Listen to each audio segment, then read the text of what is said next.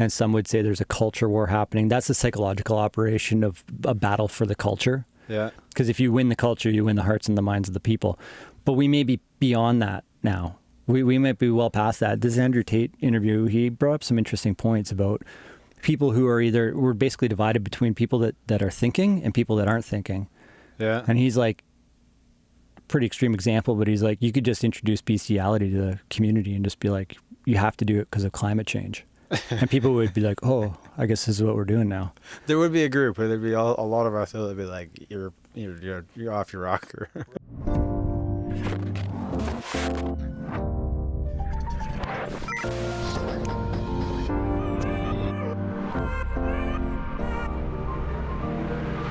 Yeah. So, but how many people do you think it is in our culture or our society that? If it was a year or two ago, I would say a large portion of it, or like a much greater portion. I don't know if it would be. I don't know if you can say majority, but there's a likelihood of majority. But now I don't think so. I think the tables have turned. Do you feel it? Yeah. Just talking with different people, even people that were on that side before, where they were basically following whatever was told. Excuse me. Having a few different conversations with them about different stuff that's happened and stuff that's come out, right? Conspiracy theorists. And then all of a sudden conspiracy turns into truth. And it's happened multiple times. And so having those conversations, I've had a few with people that before were unwilling to hear it. And now we have conversations and they're quiet, right? And it's like they're mulling it over, like something has changed in them before, like the Agent Smith effect. You're familiar with that? From the Matrix? Yeah. So like the Agent Smith effect is like when you're talking with someone. So like in the Matrix, anybody can be Agent Smith, right? And so it can be, whatever person is going on in the Matrix, and then whatever Neo and Morpheus show up, and then people just turn into Agent Smith. Well, the Agent Smith effect in our realm, it has to do with, if you're having a conversation with somebody, this is, I guess, one aspect of it, but if you're having a conversation with somebody and you say something that triggers them, or you say something that, goes against the narrative, so to speak, then all of a sudden it's like they change from having this good conversation to they're like bombarding all the crap that comes from whatever regurgitation from the media or whatever it is. And it's like, where'd the person go I was just talking to? Right? And it's like they just shift into somebody else, and they have this, and then I've had this happen to me a few times, and people you can almost hear it's like, okay, that was from CNN, that was from MSNBC, and right, and it's like Agent Smith is now here, the narrative is now speaking to us, and they're not willing to hear anything from anybody else. Like we've had this in Ottawa a few times when we were talking to people, and like they may have already been in that sort of role because of the event that was going on, but I've had it prior to and after, and where people were, good conversation, then you mentioned something about, vax or anything like that, and all of a sudden it's like, they're just like upset, like a completely different person. They're like, what happened? And so, yeah, Agent Smith effect. What do you think it would take to break people out of that? Or have you had those experiences where you can talk to somebody and they will break out of it? Like, that's the big question I've been wondering and pondering lately. If there's something, like, does the mind shut off completely to thinking critically, and people will avoid the conversation? It's like being hypnotized. Like, or is there a secret word that'll wake people up, or a point in time, or is there some sort of weird logic loop, like a old Zen koan riddle that'll snap you into enlightenment? We had this experience in Ottawa. Remember, we were talking with that young girl that was walking. I mean, I don't know, she would have been 20s, 25 maybe. And she was just getting her 5th or 4th shot or something like that. And we ended up having a conversation with her. She didn't want to be recorded or whatever. And we had that conversation. And by the end of it, she came around and she said, thank you. Right? And so that was an experience of that, where she was like, didn't want nothing to hear about it. She was saying that we were all, lunatics and whatnot. But she came around afterwards, and she came over to me and said, thank you, because there's other guys there. But remember the other group of guys that come in? So there was her and there was another dude. We started talking with her first, and then this other dude came in, and at first they were like, well, you guys are all anti-vax. It's like, no, we want to be able to have a choice whether we have it or not, right? It shouldn't be forced on people because there's a medical treatment that isn't proven, whatever, right? That whole song and dance. And the other fella, he's probably about our age as well, he came in and he's like, oh, I thought you guys were like all anti-vax. It's like, no, man, like there's vax people all over here. Like, we have all sorts of us are, and it's like, that's not what we're about. It's like, if you want to get it, get it. If you don't, but it shouldn't be mandated by the government. And so that changed his perspective, because right away, he, like, you could see his facial expression softened. He was interested in hearing what we had to say. And the same thing with the girl, and she was a little bit more hesitant, but how you and I kept a calm demeanor, and we just had a conversation, and we wanted to hear their side as well. And then by the end of it, like, both of them were like having a conversation. It wasn't you this, you that, or the whole group is crazy, whatever. But there's another group of people that came. I think it was like a group of 4 guys or something. There was like I'm going to say like a father or something, and some younger guys, or kind of an age description. I don't know if they were related or not, but they came in and they were from the convoy. But the way they talked to them, because they heard our conversation, and they were like attacking. And so to me, both those groups were in some sort of a mind control place, because even the guys that were part of the convoy and they thought that they were getting their point across, well, they're like borderline yelling at this girl, and even the other guy, and it's like, all right, how is this helping anybody, right? Like, and that didn't change him. That actually hardened the guy, and I believe he left.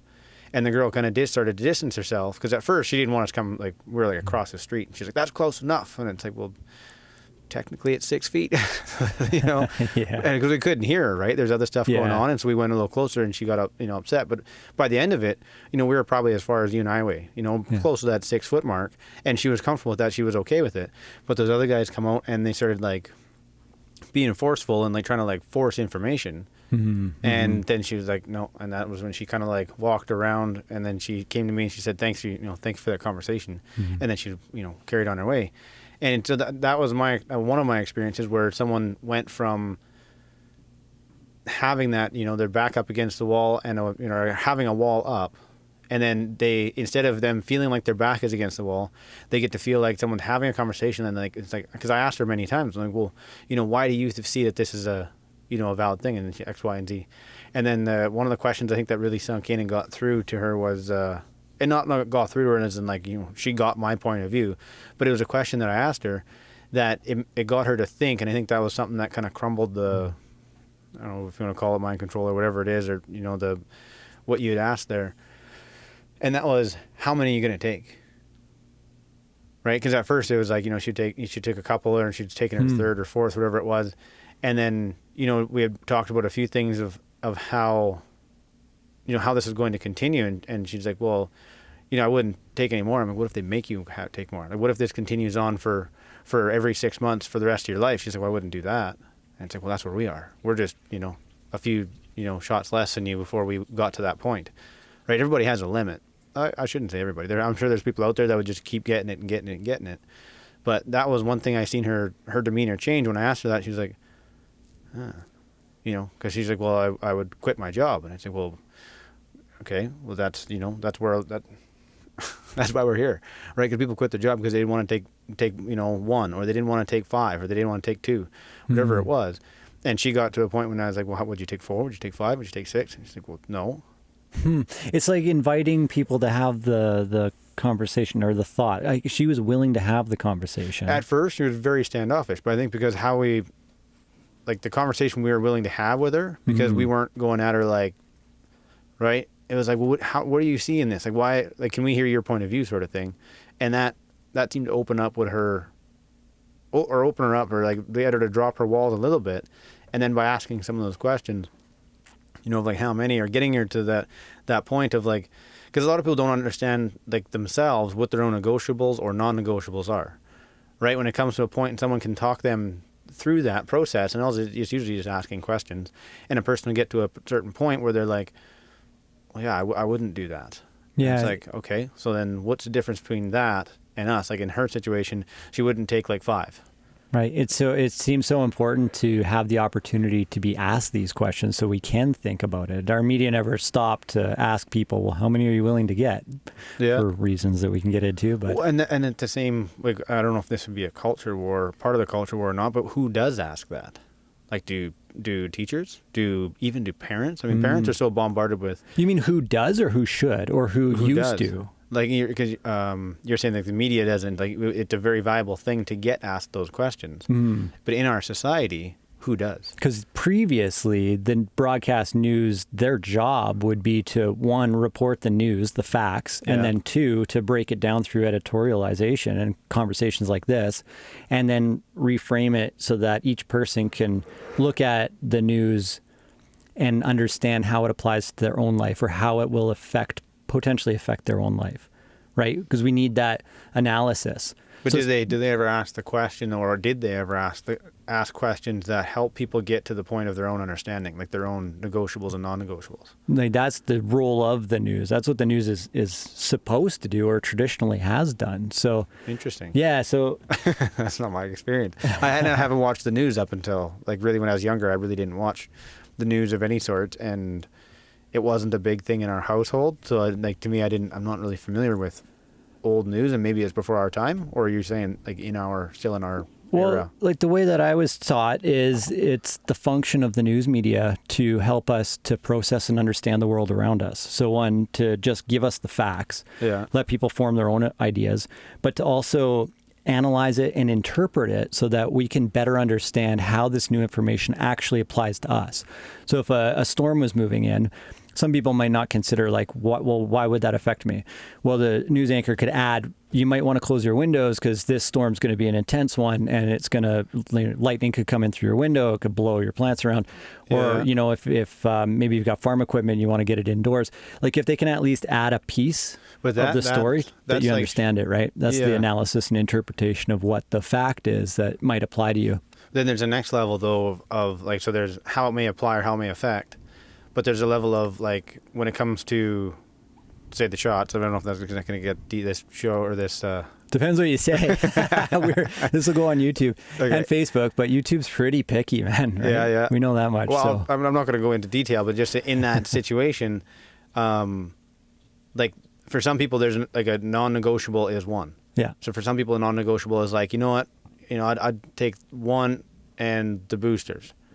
Right. And other people are like, whatever, keep pumping me full. And so there's some people that's a negotiable, some people that's a non-negotiable. Right. And people, well, it's a negotiable because they'll take a couple of them and we'll see how bad the situation is. And if it's really bad, then I'll take some more. Right. But in our society, there isn't very many people, which I believe it should be our parents. It should be our village, quote unquote village, which we don't really have anymore. We don't have, like, I grew up in a farm community, and there's, like, everybody kind of, like, worked with everyone and, like, watched out. Sure, there was rivalries, and there was, this farmer didn't like that farmer and whatever else. But when push came to shove, we were all the same community.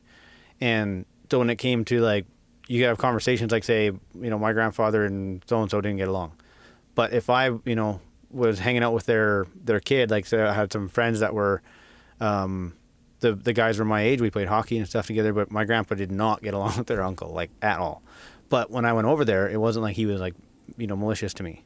And there would be the different questions that different people would ask. And so there'd be other friends of mine that had, they had good rapport with my family, or we had a good rapport with their family. But the questions they would ask would be, or just the stuff that we would do together would get us kids to think. And I don't know if that's a farming thing or whatever, but, like, in farming, it's all about thinking. Like, sure, there's a lot of hard work and whatnot, but if you're not thinking your way into what you're doing, if you're just, like, throwing seed in the ground and willy-nilly, well, you end up in a lot of trouble, right? So there's always questions on, like, why are you doing it this way? And instead of being like, you should do it this way, why are you doing it this way? Right? You go and, like, say I'm doing mechanics on something, and either grandpa or dad or someone would come in, and they'd be like, or I'll put it a different way. They'd be doing mechanics on something, and I'd go to, like, ask them, like, well, why are you doing that? And they'd be like, why do you think? And I said, why? Because of this, this, and this. And they're like, just watch. Right? They didn't tell me what they were doing or why they were doing it. They would ask me, and then they would let me watch, or they would say, just watch. Mm-hmm. And so that got me an opportunity to, like, observe things as they are, and then come to a conclusion of what it is that they're doing it and why. And that's I think that's, like, a foundational step to being able to have negotiables and non-negotiables, because that's the next level on a personal basis. I believe is we have to see things as they are, and then understand the concepts and the basis of them and why they're happening, what is the outcome and what is the solution, that sort of thing. And if we can't see it on our own, then all we are is we're just a vessel taking on information and regurgitating it when the cap's then we're dumped out, right? But if we can actually think for ourselves and observe things as they are, or as clearly as we can see them as they are, and then taking that and saying like, well, you know, say on what's an example I can use on a vehicle, because vehicles are common to me. For some people, this is a good example anyways. For some people, like traveling across the country anything is tough, right? Some people traveling across the country in a brand new vehicle is okay because they have warranty, they have BCAA, or they have whatever CAA. If we're in Canada, you know, the anywhere across Canada, if you have CAA, you know, call the card number on the card and someone will come rescue a flat tire or whatever it is, tow truck, that sort of thing. Me, it doesn't really matter. Like I'm like, when if I'm going on a long trip, it's like, yeah, that wheel bearing's a little bit, you know, it's tired, but I think I'll make it. Well, to me, like that's a negotiable, right? To other people, it's like the wheel bearing's kind of tired. They're like, that's a non-negotiable. I'm not leaving my hometown unless that's fixed. So that's a negotiable and non-negotiable. The way I got to that process of that being a negotiable for me is because I understand the physics and the components to that wheel bearing. I've changed them before. I'm pretty confident on the side road that I can do it. And I may take a wheel bearing with me and some tools and a jack and be like, yeah, worst comes to worst, I'm in the rain changing a wheel bearing. Is it what I want to do? No, but I can, you know, make it roll. Or I'll get parts along the way. So for me, that's a negotiable, whether it's good or, you know. And so for other people, though, that's a non-negotiable because there's fear involved in it. And so in this sort of a situation with the shot, people didn't really have a non-negotiable or a negotiable, and they don't really know how far. I mean, there's a lot of things with the medical system, with schooling, and it's like, well, how much are you willing to go, or how much are you willing to take, or how far are you willing to go before it's like, yeah, that's enough. Like there needs to be some more information, there needs to be more something for me to, you know, continue on this. That's I like your analogy too, and how we can apply that to the news and where it fell short and did a disservice to our entire population is by taking some information and not going into the depths of it, not breaking it down for us, right? It was like safe, effective. Yeah. That's it. And scary. Yeah, and there is right? fear in there too, but not enough information to really make an informed decision. Not enough information to really break it down. And then that narrative has continued forward, and we're at this point where there's a lot of information to the contrary, but somebody was saying, and I just want to kind of create a disclaimer here that we're not trying to just have an extreme conversation. Like some people might be jumping in on this conversation and already starting to think that this is some alt-right conversation that we're having, right? Well, it goes either way. Yeah. Right. Whether it's to taking it or not. Like some people, they're non-negotiable for them is like to not take it. Like that's non-negotiable. I'm going to take it. Right? Regardless. But I feel like we don't have enough information. So the wheel bearing, for example, if you're given that information that your wheel bearing is faulty or that there's a potential that it needs to be changed, that's key information, right? Yeah. Your understanding of how that wheel bearing works or how long can it last, that's another piece of information that may or may not, like somebody who doesn't have the inner knowledge of the mechanics of a wheel bearing, you could tell them like, well, it's probably going to last, a couple thousand kilometers, but their fear kicks in because they don't really understand how it works. Well, there's another aspect to that. Like there could be people out there that have no idea how wheel bearing functions, but to them it could be like, yeah, whatever, because maybe they have assets, maybe they have money, maybe they have people along the way that they trust, right? Like they don't have. It doesn't just for me. That's my experience because I understand that stuff. But there's people out there like that. Like I don't have time to fix it. I don't have time to book it in somewhere. I don't know anything about it, but I'm gonna go, and I got $5,000 in my bank account that if it goes, I'll just call a tow truck and get them to fix it, and they're okay with doing that, right? And there's other people that their risk factor or their risk tolerance is much higher, and they're just like, roll the dice, let's see what happens, and right, and they're willing to take that risk, whereas other people are not, and that I believe that all comes from a life of, or our lifetime of experience, whether we are willing to do those things or not, right? Yeah, it's an interesting conversation because the service that the news media is supposed to do for us is to provide us information and help us understand that information and how it can work. So maybe getting a reporter might go down to your local mechanic shop and actually do a 2-minute piece on how wheel bearings work, right? And give you more information and knowledge. Yeah. But I feel like we don't get a lot of that detail anymore. We don't get a lot of that breakdown of like, well, how does this apply to me? How does this matter to my life? And then if there's more questions, we're not really ask them? Like, I think, and I hope that kind of brings it full circle. I should start by just saying Chad is, the host of Down the Rabbit Hole, and you've been continuing this, through Mongo Mind Productions. So congratulations on that. It's been a go, There's been a couple of changes along the way, but So happy to be here. How's that felt? Like, we can we'll kind of make this about the culture dialogue and the war going on. That's an interesting topic. And the community that's formed around the show that you've been doing. It's been a while since you and I have been together creating content. It has, it's kind of cool and exciting. Yeah. I'm happy to be back here talking with you in the studio. Oh, and it'd be cool to get you back on the show if you're interested in that. That'd be cool. I'm open anytime. Yeah. It's been different since you haven't, we haven't been doing it together on the show, but it's very interesting to see that the community that does come about from right from the start. Like, there's a lot of people that followed us right from the start, from going on our journey, and they're still there. And some other people have, come and gone, sort of thing. But I find myself preaching to the choir a lot. Right? Not that I try to be preachy in any sort of sense, but I'll be talking about different things and bringing out information, and then I look at the comments and it's like, oh yeah, I forgot. I'm talking to an awesome audience, and they're up to speed on a lot of things. They'll have their own conversations in the chat that have nothing to do with what I'm saying or nothing to do with me, but it's on different topics, and it's like, have you seen this, or here's a link to that, and it's really cool how, at the start of doing it, it was like everyone was like information thirsty. And now it seems like there's I don't know, I'd have to do some more pondering on it to really pinpoint or have an idea of when, but at some point there was a pivotal moment, or maybe it was a slow pivot, but where people started to have their own thoughts again. Right? They could see information, and there would be talk about something on the show, and I don't always get to read the comments because sometimes I get going by and it derails me if I try to watch or read them all. But there'll be sometimes the comments are like, no, I don't believe that. I think that's bogus because of this, this, and this. And it seems like from the comments, if a person's read enough comments, you can kind of tell when someone's just shooting from the hip and they're being, kind of being a dink, right? When they're just like, this is all crap and everyone's lying to us, or you guys are all conspiracy theorists. Well, that isn't necessarily someone that's actually taking a logical train of thought, seeing the information as it is, and then making a comment on it. It's someone that's, it's a more of a knee-jerk reaction to things that are uncomfortable or things that are different than they think. That's my opinion anyways. And so now I see people that, they'll say that they don't agree with that because of this, this, and this. Here's a link, to something different. And it's like, people actually have a bit of a structure around why they disagree. And other people will say, well, I agree with that, 100%. And sometimes they don't give backup information as to why either way. But before, it would seem like there was, and I don't know, maybe it's just because we don't have a very big channel, or a very big audience, but we don't seem to have trolls.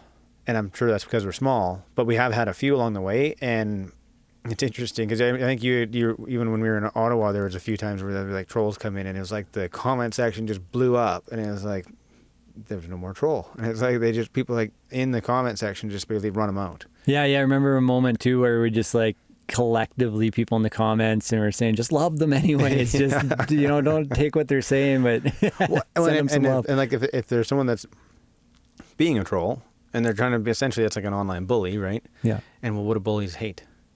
They don't like it when you don't give them the reaction they want. They want you to get irritated. They want you to get worked up, and it's like love them anyways. And you're like, well, this is no fun. Yeah, nobody's getting irate. Go find another room to chat in. Right. Yeah. That's an important point for the world we live in, because you look around at how divided people are, and orchestrated or not, it's this divisive society. But in Canada and the experience in Ottawa, people supporting one another, and if somebody came in with the energy of trying to disrupt the flow or get upset and start like nobody pushed a cop, that wasn't going to happen, and people put a hand on each other's backs to calm each other down before it escalated to that point. There's lots of that, right? So in the world that we live in, how we carry ourselves, it has a huge influence on the world around us. Like, it was a pretty remarkable experience just being there and not letting it escalate. And then, one of the police officers saying to Maggie, for example, who laid the Charter of Rights and Freedoms down at the police's feet, knelt down and on their next push said, if you continue, you're going to literally trample our Charter of Rights and Freedoms. And when the officer did, and they zip tied her and put her in the back of a paddy wagon, drove her to the edge of town and dropped her off, among other people. But the officer said, you guys won. That's what he said to her. You guys won. And like when she got dropped off, like she was being brought to the edge of town, and the rationale is because we stayed peaceful. We won that. And I've been wondering, is that we won just that battle, or is that carrying forward into the world and we've won the war? Or like there's still a lot of language around the fear, everything that's the uncertainty of what's going on the planet today. You explore some of these topics down the rabbit hole. I'm trying to just have the conversation zoomed out, not too worked up on one side or the other, but just rationally looking at the world. And it's kind of cool getting to sit down with you tonight because you can take us down the rabbit hole a little bit, right? But it's go there, yeah. But it's in a way that, like your show, if people want to watch, you can join Chad, right, on Tuesday nights, and you can go on that whole journey. And here it's like we can just get a glimpse, but pull it back, keep it rational, and try and. I just want to try and bridge the gap a little bit for anybody that's got an open mind. Shadow Davis had a show the other night, and he was saying, there's some people. I liked his example. He said, it's as if we're watching the world right now. It's as if we're watching a series, and some of us are only on season 2, episode 6, but others are on season 11, episode 12, right? So just keeping that in mind, like some people have a long ways to go in watching. That's actually a pretty good analogy for, as I suppose if we're talking about like information based, or for information knowledge that different people have.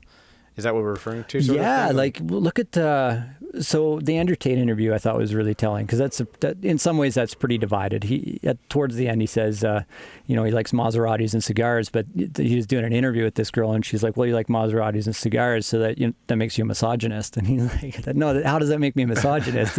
And she just repeated it, well, you like Maseratis and cigars, so you're a misogynist. He's like, that doesn't prove anything, right?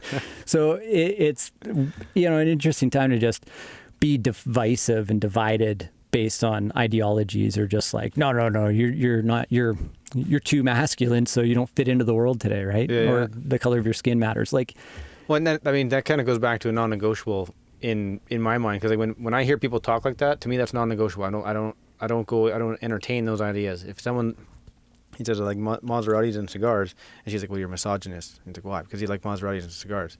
And it's like, okay, well, that conversation's over, because there's nothing intelligent coming from it.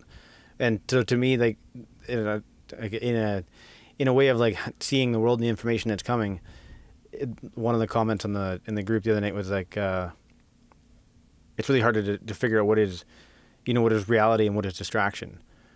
And I was like, well, that's a different twist on it. What is reality and what is fake, right? What is reality and what is distraction?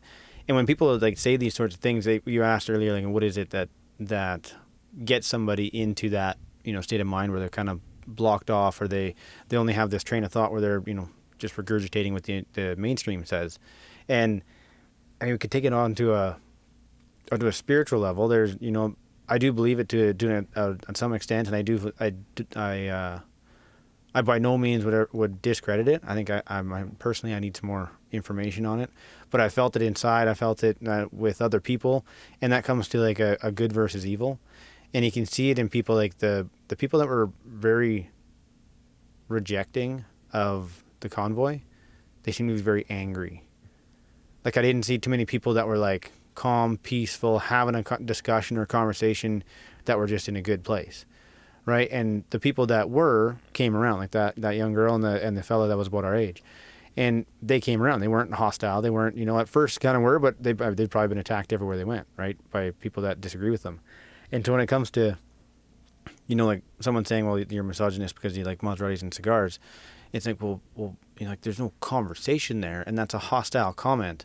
And there's when you say like, well, why? Well, because you like this. It's like there's nothing there. So to me, like that, in my mind, that's non-negotiable. I don't need to go any further. But there will be people that will continue down that rabbit hole of that ideology or whatever it is that person says you are this because of that. And there's people that will buy into it. They'll say, well, yeah, you're a misogynist because you like Maseratis and cigars. Well, where's the information on that? Where's the logic on that? Has there been is there any studies done that like 95% of people that like Maseratis and cigars are misogynists? It's like, probably not.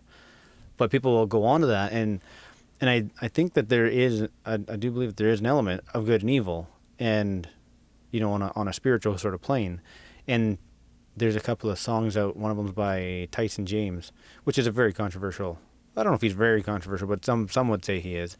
And he says it isn't you. It's the, he says devil or evil or demon. I think he says it's a demon inside you.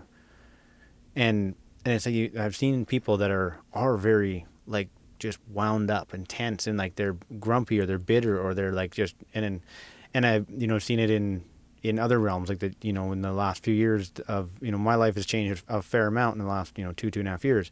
And prior to that, I mean, when I look back in my life, I'm like there was insanity, there was all sorts of things that were like way out to lunch, and I didn't know it. I didn't see it. I thought everyone else was a problem, right? And I had a conversation with my cousin after, and I said, yeah, I had to go, get some help. I had to go talk with some people and whatever. And I came to the, conclusion that, I was mainly the problem. And he just started laughing. He's like, man, we've been trying to tell you for years. And I was like, thanks, man. Thank you. But it's like, there was this good and evil element that I feel like there was too many things maybe that I was doing that wasn't following the path of good, or there was just, even on the level of like being abusive to myself. Right. And when I became abusive to myself, and then I'd just go open the door for, one more step into, then I'd be, mean with someone else, or I would be short, or I would be, grumpy, or whatever it would be. And it's like, that's just another step towards evil. And it fogged my thinking to the point where I thought, this was this and that was that. And then I come around and come through that through help and a process or two.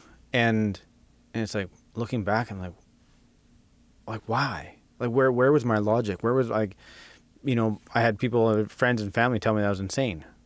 And back then I'm like, no, I'm not insane. Like, this is, like, what are you talking about, right? Like, you guys are all, whatever, messed up. And then I come through, and after getting through the other side, I'm like, yeah, like, the insanity was thick. And, by any means do I think that I'm like, I'm some, come over to the other side and I'm all better? And like, no. But it's a process I got to work on every day. And I think that there's a lot of people that are yet to experience that process, right? That process of leaving behind blame, leaving behind, everyone else has a problem, leaving behind, and once I left that stuff behind, it was like, I had to live on life terms. And it's like someone comes around and does something to me, and I've come to this, I don't know if I read it somewhere or whatever, but I live by it to a large extent now, if not, or as much as I can consciously. And sometimes I slip, and that's that things don't happen to me, things just happen, right? Like if something happens in life, whether it affects me or not, it just happens. It's not like it happened to me and that person was like trying to get me, and it's like maybe they were, maybe they weren't, but it just happened. Like I don't take it on as personal like I used to. And it seems like there's a lot of that goes on where people are taking things on personally, people are passing the blame game, and it's like this ego pumping and virtue signaling, all this stuff going on. And when I got help and went through this insanity phase and got through that and to the other side, it was like I can't even put it into words, like what some of the stuff that I thought was this way, it was like no, it's like completely 180, right? Or sometimes it was just veered off a little bit, but those few degrees difference was like a fairly epic difference. Right, between the way you were seeing things and then this kind of recalibration towards from insanity to sanity, basically. Yeah, because like a lot of the components maybe I was close to or I understood, or it was like I was on par, but it's like a few degrees of a steering wheel can make you in the ditch or it can keep you on the road, right? And so like how I was seeing things, it was like evil is so clever that it'll get you to see things so close to true, but then it's like, I'm just going to tweak this and tweak that, and then that's what I see or that's what I believe, and it's like, no, that's not it's just a few degrees difference or a few differences in how I'm seeing it, how I'm perceiving it, but it isn't the truth. And I see that in a lot of things that we're seeing in the culture wars and stuff, like people, I would say with the statues, people are tearing down statues because so-and-so was, owned slaves, and say, well, there was like everyone owned slaves back then. Like it wasn't like it was a taboo thing. That's what people did. And so or someone like abolished slavery and they're saying, I'm not even sure what the whole rhetoric is of why they tore down, was it Lincoln's statue? But they tore all these statues down, and it's like, are they just doing that because they think that they're in the right, or are they doing that because they know they're in the right, or are they doing that because it feels good to wreck shit? Like, why are they just destroying history? And it's like, well, if we get rid of these statues, history changes. It's like, no, history is still going to be history, whether it's, truly written or not. And so when it comes to that, it's like, what is taking over these people, young, old, whatever they are, to do these sorts of things? What do they think they're gaining from it? And I relate that to myself and just trying to understand like these interactions or these events that happen. And in the past, I've seen it to myself where, I would do different things, and what it really turned out to is I was off my rocker and I wasn't seeing things clearly. It was either I was in a blame mentality, I was in a victim mentality, or I was in like an ego mentality. Whereas now, when I look at things like, I don't need to destroy something else to make me feel better, right? Like, like breaking stuff used to be fun before, right? Like whether it was like, even if it was, if anyone's ever like broken fluorescent light bulbs, like it used to be like super entertaining, but now it doesn't. Like that stuff just isn't enticing. It's like I don't need to break things to feel better. I don't need a release like that.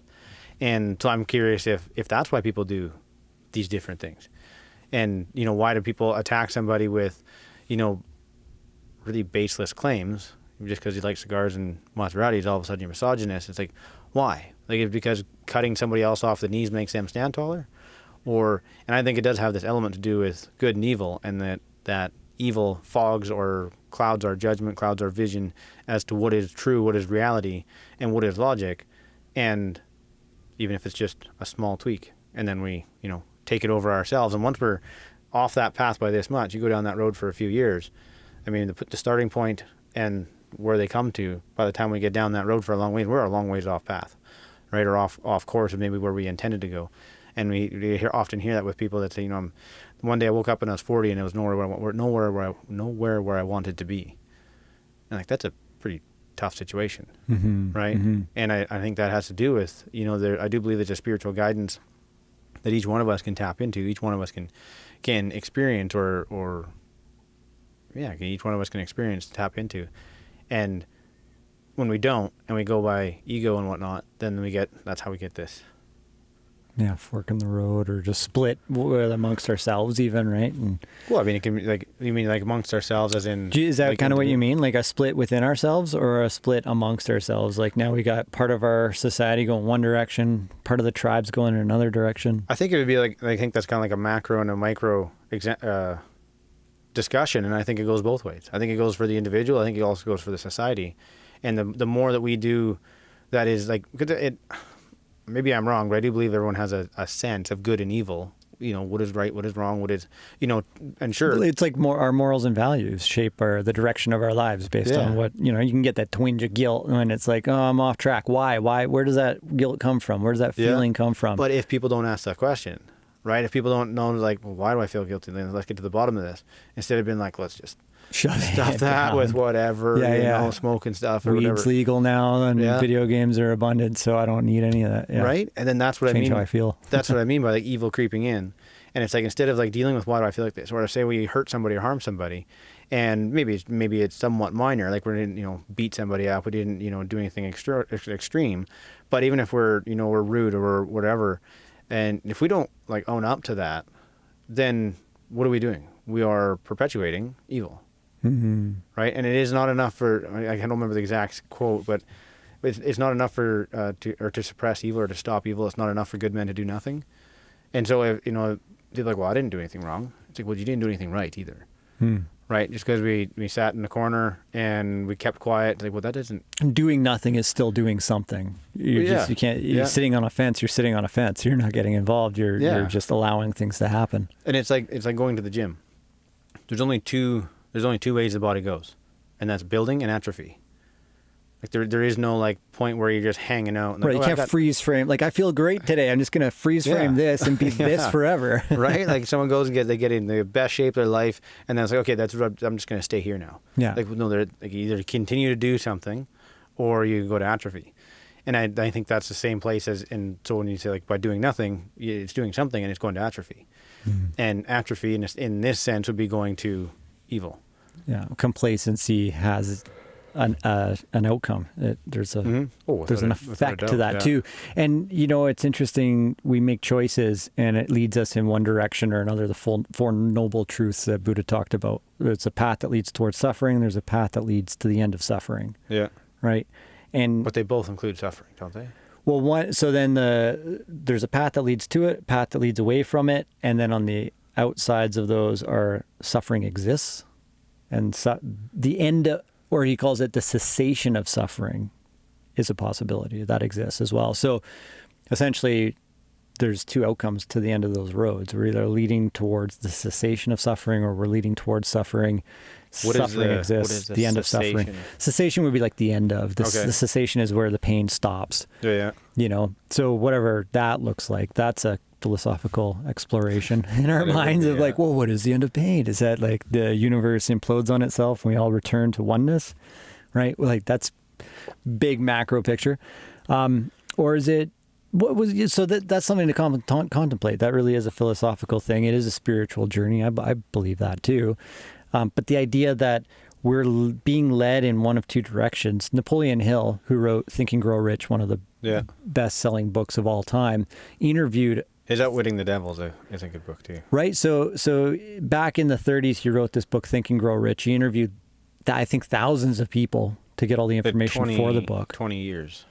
For over a 20-year period. Yeah. And then as a result, he learned something and he wrote a follow-up book, Outwitting the Devil. Yeah. And then it sat in manuscript form being passed through his estate until 2011 it was published, and Sharon, Robert Kiyosaki's wife, wrote the foreword to it. And then it got released in 2011. And in the foreword, she says it couldn't have been released way back when because it was too radical. It would have disrupted the way everybody thought.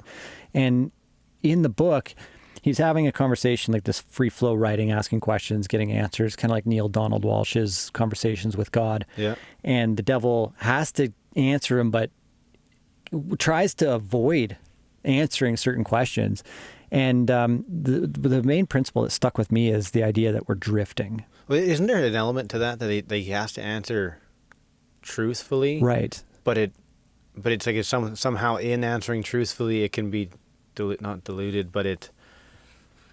it was set up that way, that like part of the whatever came about, whatever that agreement was, however it happened, the answers had to be true, but it was like trying to be manipulative. Have to be clear. Yeah, exactly. And would try and avoid and not give the answer. So Napoleon had to ask questions multiple times in different ways to try to get to the essence of the truth. Yeah. It was never a direct response to the question. And isn't that kind of like true how we are today? Like in the, people will say, down, if we go a little bit down the rabbit hole, if we go into that, people will say like movies are an insight to a little bit of foreshadowing, and what the rabbit holes say, or down the rabbit hole you find, is that people will say the movies are telling us the truth. But because we, when we're watching a movie, it's like, well, it's just a movie. It's fake. It's whatever. And by going through that, watching it, whether it's a horror show or whatever it is, or robberies or corruption, anything like that, I mean, and far worse, into trafficking, things like that. If we watch those shows and nobody gets irate because it's just a movie, right? After all, it's just a movie. And how many times have you heard that before? You're like, well, it's just a movie. And they say that's karma. They say that that evil has to do that, has to put it in front of us, and by us not objecting to it because it's just a movie, then we've in a sense become complicit. And it seems like it's somewhat the same thing as now that you mention it in Napoleon Hill's book with Outwitting the Devil. It's kind of the same thing. Like he'll show you the truth, but it isn't necessarily clear, and that's a very similar thing. What I think to the movies, and I mean and I guess that goes back to the whole thing of where evil will change it just a little bit, just enough to throw it off center or off of true, but we can carry on with that thinking that it is what it is. But if we don't read between the lines, if we don't ask another question, if we don't continue to ponder it and think for ourselves, then it's very easy to go, right? And then we're off in the middle of nowhere by ourselves, and it's like, what is going on? Or with a bunch of people that are the same place. It's interesting to think that some people will show up for this conversation and others will just, you've gone down the rabbit hole. So people are clicking off. They're going, la, la, la. No, I can't. What do you mean movies are our acceptance of what could happen? That I think it's a bit of a leap. But yeah, join chat if you don't know, because this is a good one. This is a good one. Yeah. And with that, I mean, we've got to start, it feels like, and I want to get into the Sound of Freedom because this is such a big cultural topic right now, but it's like important on multiple levels beyond culture, right? Oh, yeah. And I think it's just worth continuing to keep this conversation going. But before we get there, I just want to consider the foundation of people that will show up to these conversations, be willing to have conversations, like you're saying, to or not. Like a conversation like this, or like the Sound of Freedom? Both. I suppose it's somewhat of the same. I think both. But category. I feel like Sound of Freedom is a doorway to a new future that's more acceptable. Like, for example, how there was a lot of smearing happening with publications bringing the QAnon, some of the lead actor, like basically Jim Caviezel was, a supporter of QAnon. And so they made that tie and didn't talk about what the movie was really about. It all became about his belief in QAnon. I see that with a different light as well. Like I see what you're saying about that because it had a smear sort of on it. Mm-hmm.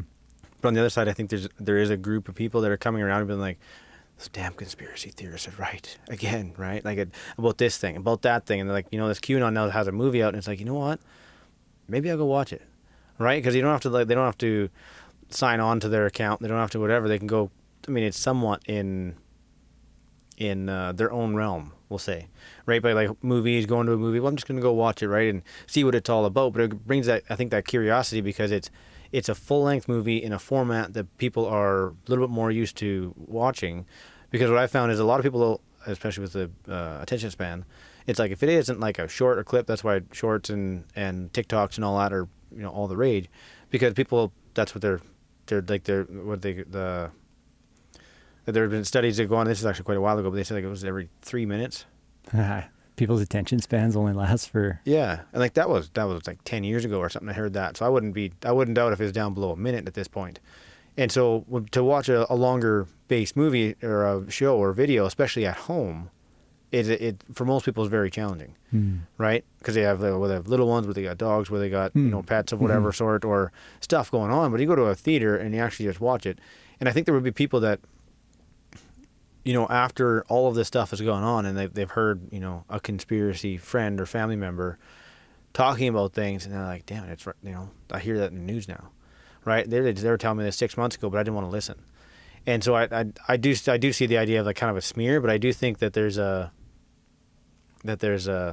shift where people are starting to come around to that. It's, maybe it isn't so far out after all. Okay, wait, but you run the down the rabbit hole show, because for some it's like, remember, they're on episode 6 of season 2 and you're on season 11 already. That is a good point, right? Yeah. It's like what I love how Jim Caviezel in one interview, he's like, I can't remember the number now. It was like N909C0, like it's the atomic number, whatever, the chemical makeup of adrenochrome, but he was saying it from the chemical compounds instead of saying adrenochrome. So he's like, he would just say it by the compound numbers. And I'm like, well, that's a clever way of sneaking it in there. It wouldn't get and then people could look it up themselves, and right, and it's like, well, it's on the CDC, like it's listed. It's not like it's a fake thing.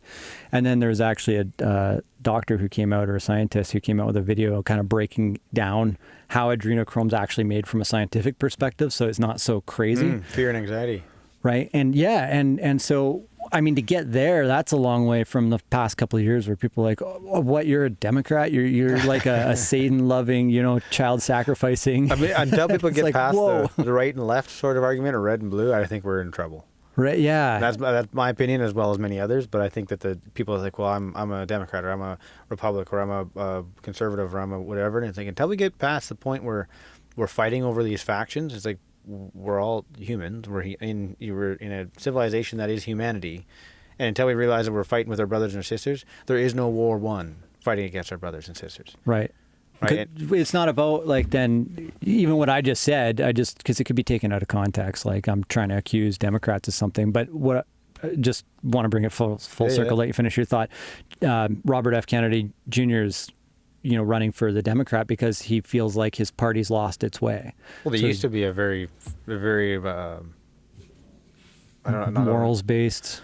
Well, yeah, like party. people really like the Democrats, and it used to be for the people, and it's like, but I guess maybe because I've been down a bunch of rabbit holes, maybe my perception is skewed, but it seems like they just keep doing this, right? They just keep shifting, and they go in circles, and it's like, well, this time it's the Democrats or the, moral ones, or they're for the people.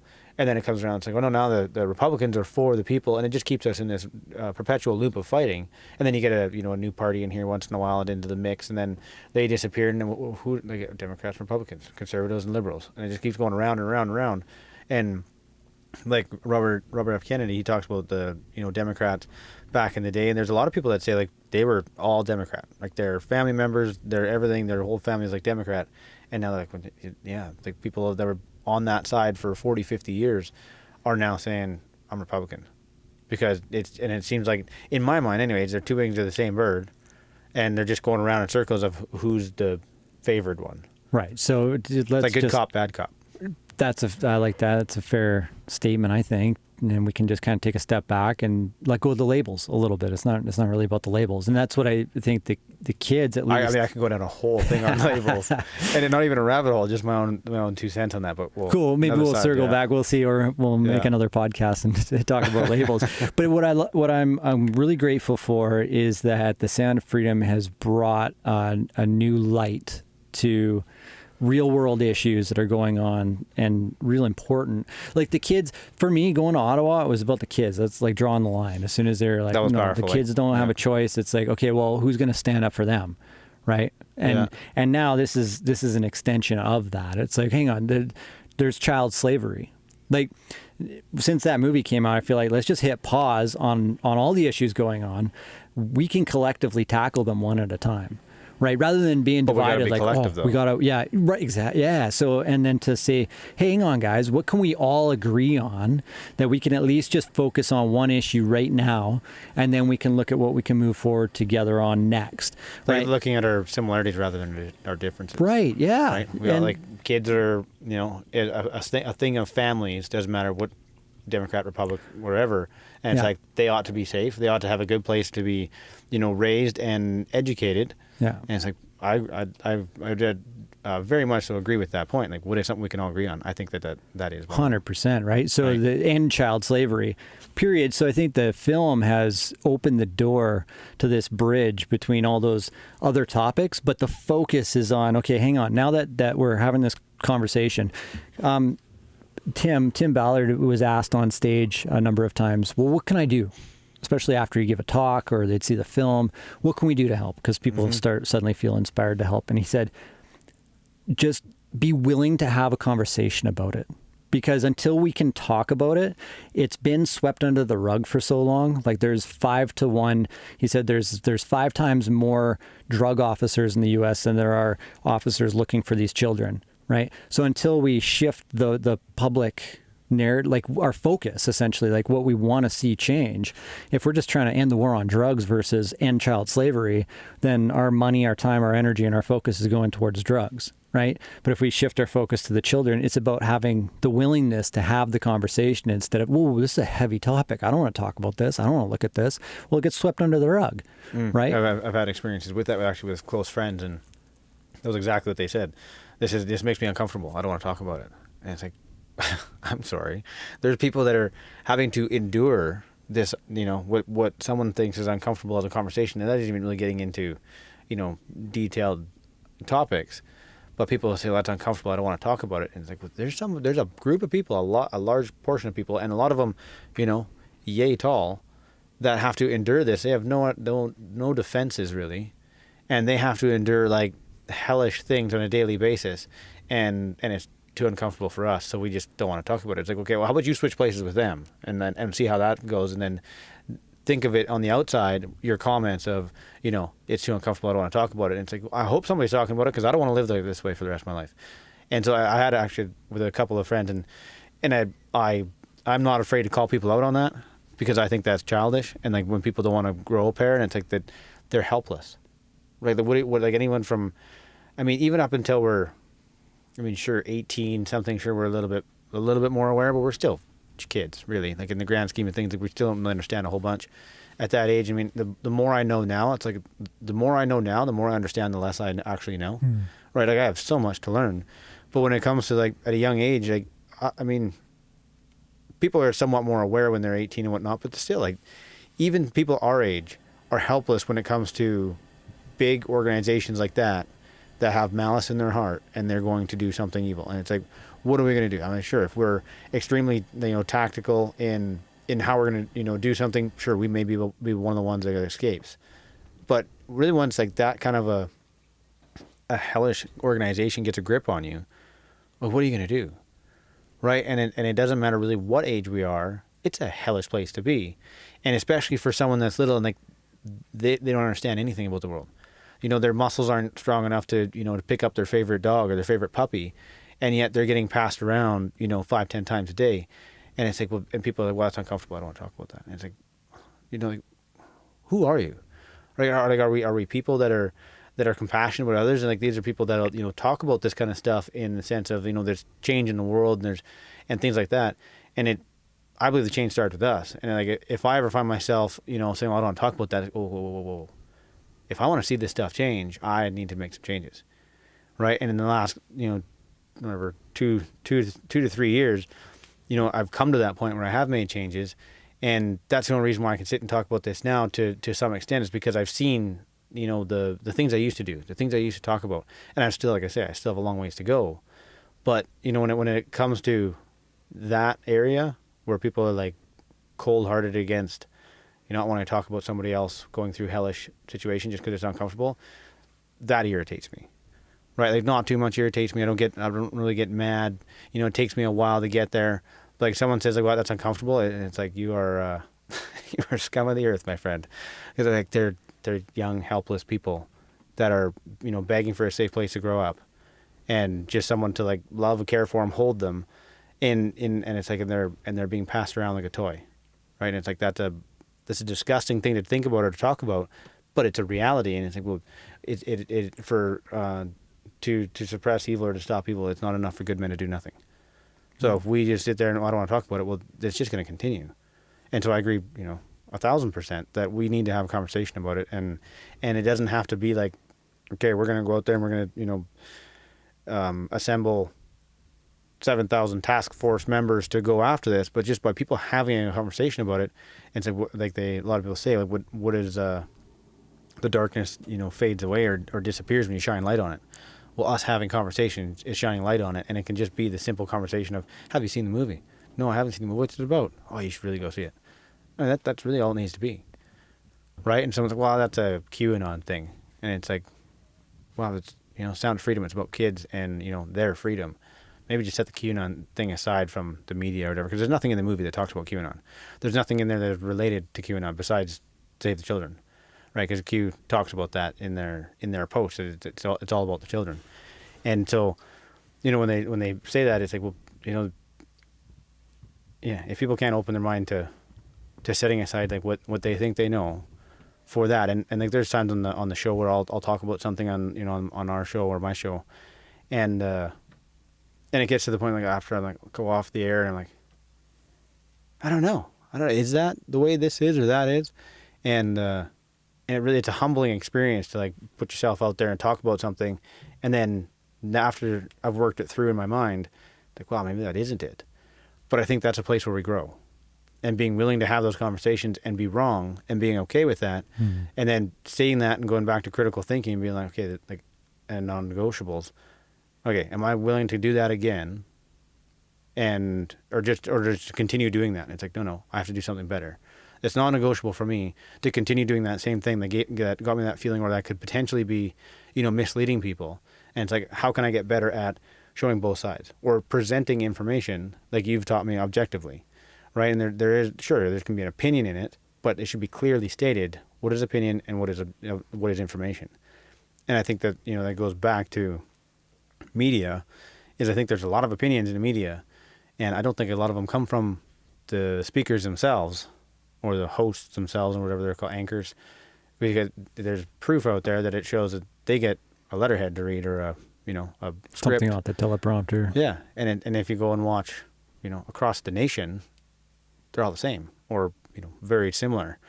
And think, well, okay, well, that isn't opinion. And if it's being pumped out like propaganda everywhere, is it true? And I think that's where we're in this rabbit hole where people have this dilemma and say, well, everything around me is screaming this. And it's like, is that what I should go with? And there's people that that go into the schizophrenia and things like that. I don't claim to know really anything about it, but in my own experience, there's been times when I thought I was going insane. And it's like, was there voices in my head and stuff? And it's like, well, no, I don't think so. And it's like, what do you mean you don't think so? Right? And it's like, that's like, you're going to that insanity point. And when I was going to that place where I felt like I was... the insanity, what do you mean? Like, is that as you're exploring these rabbit hole topics? No, or before. Seeing the world before you even started doing the broadcasting? Before I started doing the broadcasting, before I came through like my own insanity in life of what I thought was and wasn't, and who I thought was, because I had this blame mentality, I had this victim mentality, not all the time, but it was in there, and the way I seen things was like it was insanity. Right? When I got through it, I got to see it differently. And so there's two different types of, like, I don't want to, like, the second portion after when I got into digging and stuff and going down the rabbit holes, there wasn't an insanity in the sense of like losing my mind, but an insanity of sense of like I don't know what's going on. Right? But before it was like a scary sense of like I was losing myself. I was getting to that point where I feel that evil was taking over so much that I was no longer me. Right? And I was beginning to lose myself. And I think that's where, I can't say because I'm not in that realm of study and I haven't spent a whole bunch of time in it, but just from my own experience, I think if that was allowed to keep going, if I didn't ask for help, that I would have gone downhill to a point where I would have been basically a void part of society, if not a detriment. Yeah. And Jordan Peterson had a really good interview with Jim Caviezel and Tim Ballard, and he got to break down some of the psychology of what happens for these people. Because Tim would say when he's out in the field and he'd look in their eyes, like these guys were trading children as if they were buying and selling automobiles. Yeah. Like it was such a disconnect. And then Jordan Peterson would talk about the process that gets somebody there. Is you don't just wake up and you're doing evil things. It was this systematic process of making decisions that chipped away at their soul until it wasn't there anymore. Essentially, and that's that's kind of what I talk about I guess a more elaborate way of saying like the fork in the road when we allow the deceptions and we don't question and we don't find the truth. When we allow those things of evil to take over us, we do one thing, we do another thing, and then by the time we wake up, we're like these guys. I'm sure when they were born, or people, because there is women involved in it as well, in the trafficking realm. But I'm sure when they were born, you're talking about the criminals now who are trading these children and doing on the trafficking side, things. Not on the rescue side. Evil things, I suppose we go with. Evil things, yeah. And as Tim Ballard says, it engaging in these sorts of behaviors is on one of his podcasts. And it's a very objective and non-judgmental way of putting it. Non-invasive. I guess if you're having a conversation with someone, like you're talking about this kind of content, and if you keep on repeating a lot of the stuff like trafficking or like the sex slave trade and stuff like that, after a while, it's like it is heavy to talk about. So, and he says behavior, and it puts it in a way instead of saying like having sex with children, it's like this sort of behavior. Like we've already made it clear what it is, and it's like this sort of behavior. But like when people they woke up, as a baby, I'm pretty sure not as a baby, as they were growing up, maybe they were put into the trafficking realm as well. But when, they had their thoughts of maybe what they were going to be when they grew up or whatever it was, I'm pretty sure they weren't thinking of selling humans. Right? But somewhere along the way, whether it was they got, pulled into that trade or, there's some crazy stuff that happens where parents will sell their kids into it. Right?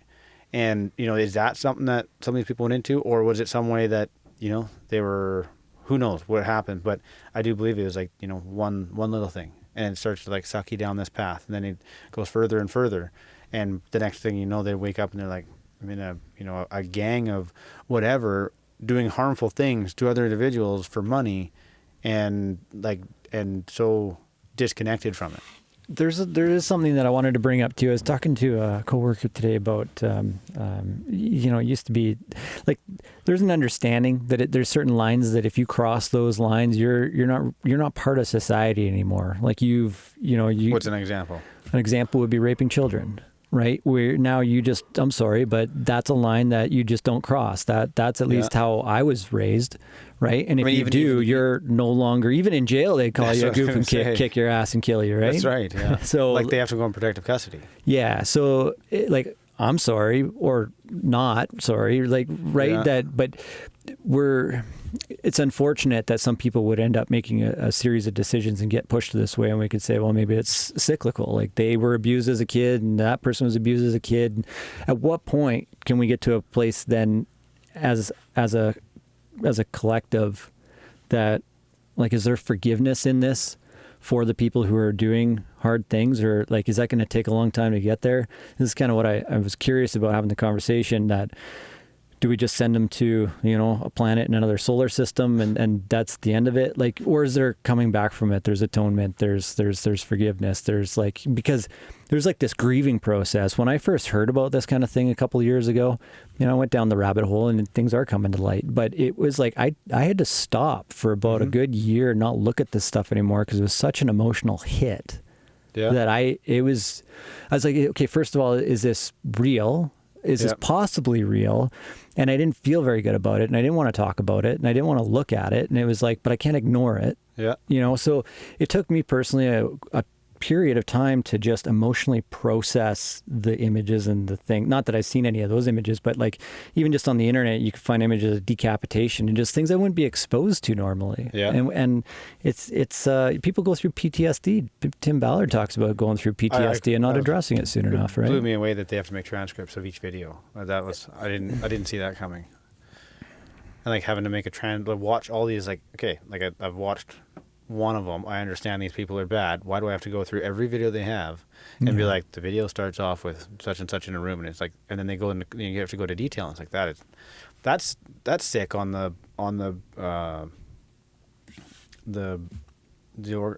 organization, but on the officer, not the officer side, but whoever's forcing them to do that. It's like we have to go over all this content over and over in their head to I'm sure there's a purpose for it, but it's like that's almost like a form of torture on its own. I just want to give a shout out and praise to the humans who put themselves in those positions to do that on behalf of all of us. Yeah. There's people who work at different social media companies who, when you flag something online, it goes across a person's desk, and there's people who get burned out through PTSD of having to look at the most negative images on the internet 8 to 10 hours a day, every day. That's their job, yeah. And that's their job. I mean, AI is starting to help with it a little bit, but I mean, that is a sacrifice. I think you got to live with these images, and so that we don't all have to be exposed to it every day, right? So, my heart goes out to especially the law enforcers who put themselves in these positions to help, and save these children. It's an honorable thing, and not everybody can do it, right? So if there are the people that are out there doing it, and they're doing it in a in a capacity that isn't just a job, but somebody's got to do it. It's like, there's some jobs that I do as a construction worker that people don't want to do, and it's like, well, somebody has to do it, right? And so what I learned when I was younger, I don't know if it was like a mentor or someone along the way, they said, learn how to do the jobs that people don't want to do. Learn how to do those jobs well.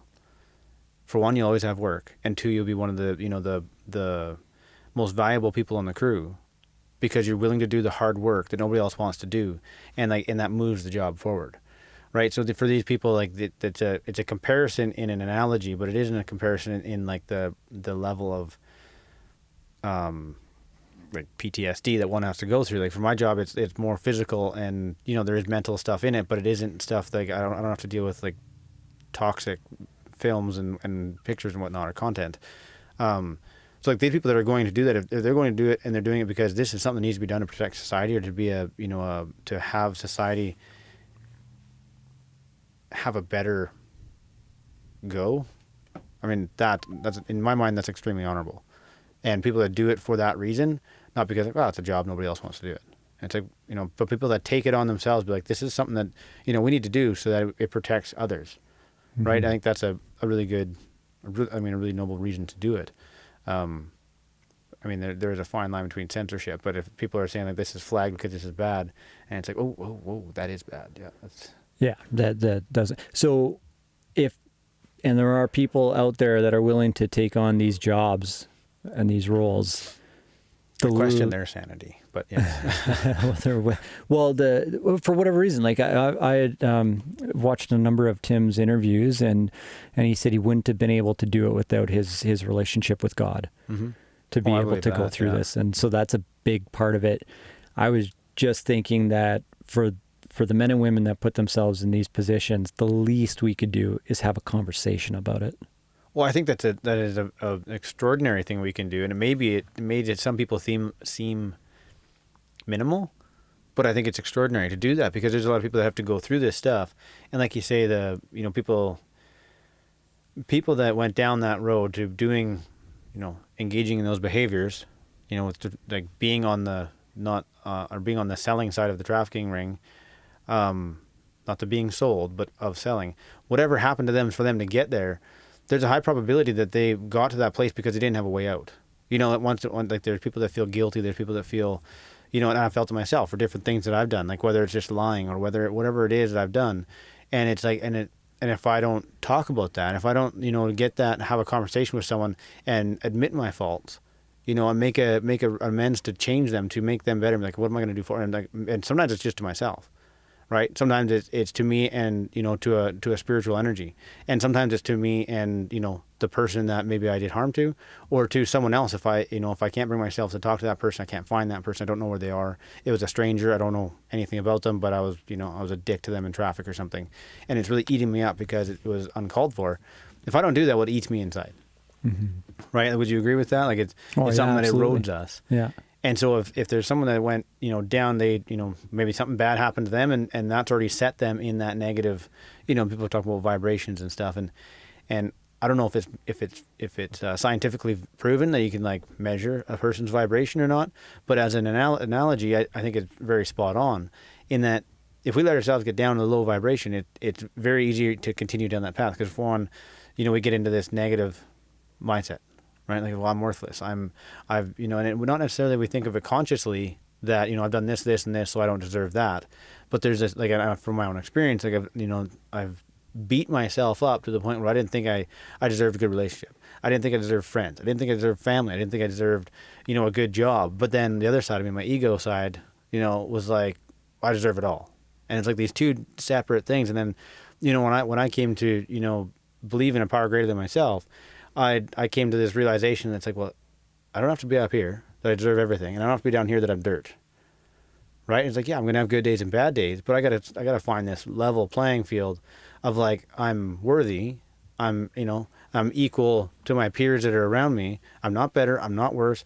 And it's like, well, people say, well, but you are better at them than equipment operating. It's like, yeah, but we're not talking about the skills that I have or the money that I have or don't have or whatever. We're talking about like as humans, as people, as peers in this world. Like, just because I can operate an excavator and someone else can't, doesn't make me any better or worse. Just because they can do brain surgery and I can't, doesn't make them any better or worse. Mm-hmm. It just, we're different, right? But we're in the capacity of, being a human being and being on this, experience together that we call life, we're equal. And that's how, until I came to that realization that things don't happen to me, they just happen, then like my life changed a lot because of that. And, I think I got off topic here. I'm not exactly sure how we got onto that path. But. So just to bring it back for a second, because we were talking about redemption, and we got our own personal stories. So when you go into that a little bit of just we make decisions that are off course from our values mm-hmm. and our morals, start feeling the guilt, and right, those negative emotions kick in, and starts to lead us down a path where we're isolated, and kind of whether we're pushing ourselves out, from away from others, or maybe doing something that lands us in jail or it lands us in an institution of some sort, right? So what, like, isn't that kind of like misery love company? Like once you get to a point where like you're miserable because of X, Y, and Z in life, and we get to that low vibration, all of a sudden like misery loves company. So we find other miserable places to hang out. We find other things that match our vibration, or things come to us that match our vibration, and it's like, well, this feels I don't want to say normal but like a connection, because it's the same vibration. What starts to become normalized for us, even though if we're not living, like we got to agree that there's certain morals and principles and values that we live in as a society in our communities that are acceptable behaviors and unacceptable behaviors. And that's part of the fabric of, I can't walk into the grocery store naked because that's just not really, I was down at the local gas station. You gave it a go? Or? Tourist season. Well, no, I didn't lead into this one very well. Well, there's a sign on the door that said no shirt, no shoes, no service. Yeah. Right? And so that's the boundary. If I walked in with no shirt, no shoes, they'd probably ask me to leave. Yeah. And we end up having these acceptable boundaries to live by, and as we get away from those acceptable values and boundaries, we start to not fit in or end up feeling guilt or that shame or but the more that we do it, even from my own journey in addiction, my mind ends up becoming a little bit twisted because the need to continue the behaviors ends up distorting my reality to the point where I'm not seeing clearly. And that's how I would relate to when you're talking about insanity. Mm-hmm. Like the more that, for example, I didn't drink like other people would drink. And so, if other people are like, I'm going to shut her down and go home, and I want her to keep drinking, well, I'm trying to protect the lifestyle that I want to live, and it doesn't fit in with other people who might look at the way I would drink and say, well, that's not really an acceptable behavior. I would just completely ignore them and find people that I could relate to. And right. And I think whether that's matches our vibration or however that looks, but it's like the lengths that we'll go to protect that whatever. Right. And like once getting through that for me anyways, it's like, I can't understand why that was so enticing. Like, why did I fight so hard to keep that lifestyle? Right. And like, I'm looking back on the things that I used to do, and it was like madness, right? And it didn't get me anywhere. And I look at myself, how far my life has come in 2.5, 3 years, compared to the whatever from, they even say that from high school on to 3 years ago. And it's like, sure, I accomplished some things, and I had some loans, paid some things off, I learned a bunch of skills, but really as a productive part of society or humanity, I wasn't one, right? At best, I was a neutral, which, as we talked about earlier, either growing or atrophying, right? Mm-hmm. And so, being neutral, I was on the bad side, right? I was on the fence, or I was in atrophy, and I was going like this, up and down, up and down, up and down, depending on my good day or bad day. And now I see myself and other people that have gone along on this journey as well, like yourself. It's instead of being this up and down near the neutral level, or growth to atrophy, it's more like up and down, but on a trajectory that's in the growth realm, right? Sometimes we have a slip, or we have a fall, or whatever, but we're not like dipping back down into being like a detriment to society, right? Being something that's, whether taking resources or time or energy from, that could be family, that could be friends, that could be whatever it is. I see that it's on a better plane, or at least in the realm. If there was two realms,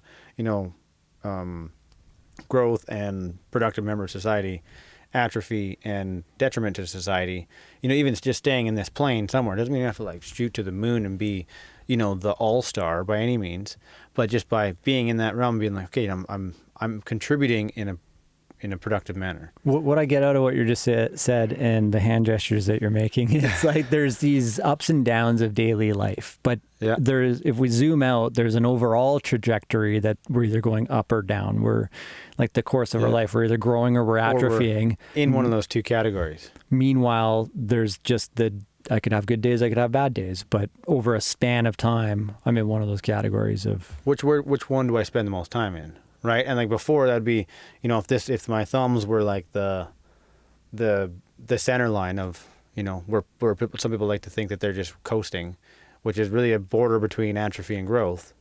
I'd bleep into like the growth section every once in a while, but I spent most of my time in atrophy or in the non-productive side. Right. And now I spend majority of my time in the productive side. I want to get into that because the culture wars and where it's taken us is this Matt Walsh's What is a Woman documentary came out, right? So I've been wondering, well, what is a man? Can we get into this conversation? What is a man? What is the role of a man in society? And my question for you then is, when it comes to feelings, how do you feel about feelings? Like, is that something I think that's going to be like the next controversial topic of the century. Feelings don't exist. You can't talk about feelings. Well, I mean, it's the question of like, what is a man? I think that could go in so many different realms, and due to the fact of where we are in, the culture war, there's going to be a lot of different concepts on that. I think, of what a man should or shouldn't be or do, or, and I have my own opinions. And from people that I've listened to, podcasts, different books and stuff that I've read, and I have an idea of like what I see for myself, what I aspire to be. And do I think that's right for all men? No, but I think there's like a kind of a ballpark figure, not a ballpark figure, but like a zone where men would generally aspire to be. And that zone may have overlappings with women. But with women, they have their own zone. It's kind of like the two circles, and they like overlap in the middle. Mm-hmm. Like the MasterCard has like those two circles, they overlap in the middle. Yeah, a Venn diagram. Is that what you mean? Where you put the two circles and then there's the middle section? Yeah, and it's kind of like a whatever. It's two circles overlap. Venn diagram. Venn diagram. Yeah. Well, like when it's like that, and I think that there's these characteristics, traits, and qualities that both have, but that there will be an overlap of them. At the point, I think it's rather vague. Actually, I'll put it this way. At the point, I don't think that the society as a whole would be able to come to a defined conclusion on what a man is or ought to aspire to. Society. But then as this is where communication and language starts to break down, because if we're restricted, quote unquote, are we really restricted? Like, will this video get removed if I say that I'm a biological male? And somebody could say, how could you possibly know if you're a biological male? It's like, well, I got one clue. But that distorts the conversation right from the get-go. That's like, is there a willingness to have the conversation? Is there like a side room where people can debate the finer details, and then we can come back to continuing the collective conversation to move forward at least, and to, start talking about what are our shared values? What are our shared morals? What does it mean to When you're saying shared, you say men and women? Or well, I think collectively, yeah, between men and women. Or is like individuals a part of society?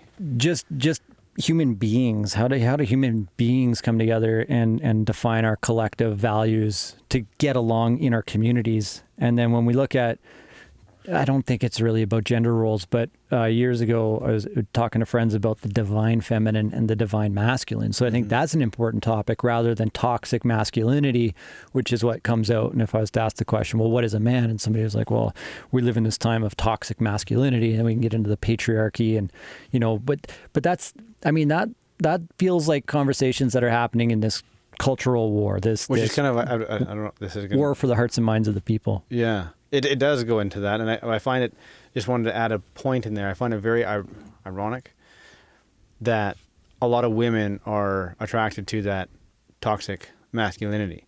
Because you see the guys that are like egotistical and they're, bossy, they're pushy, they're loud and boisterous, and it's like, that's, some people would claim that as being toxic masculinity.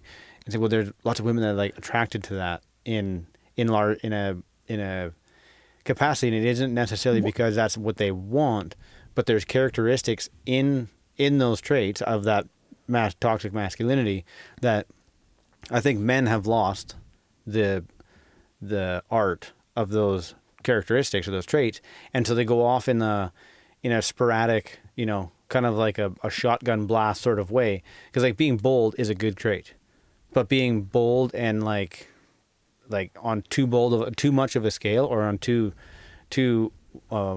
varying of a scale isn't really good for anybody.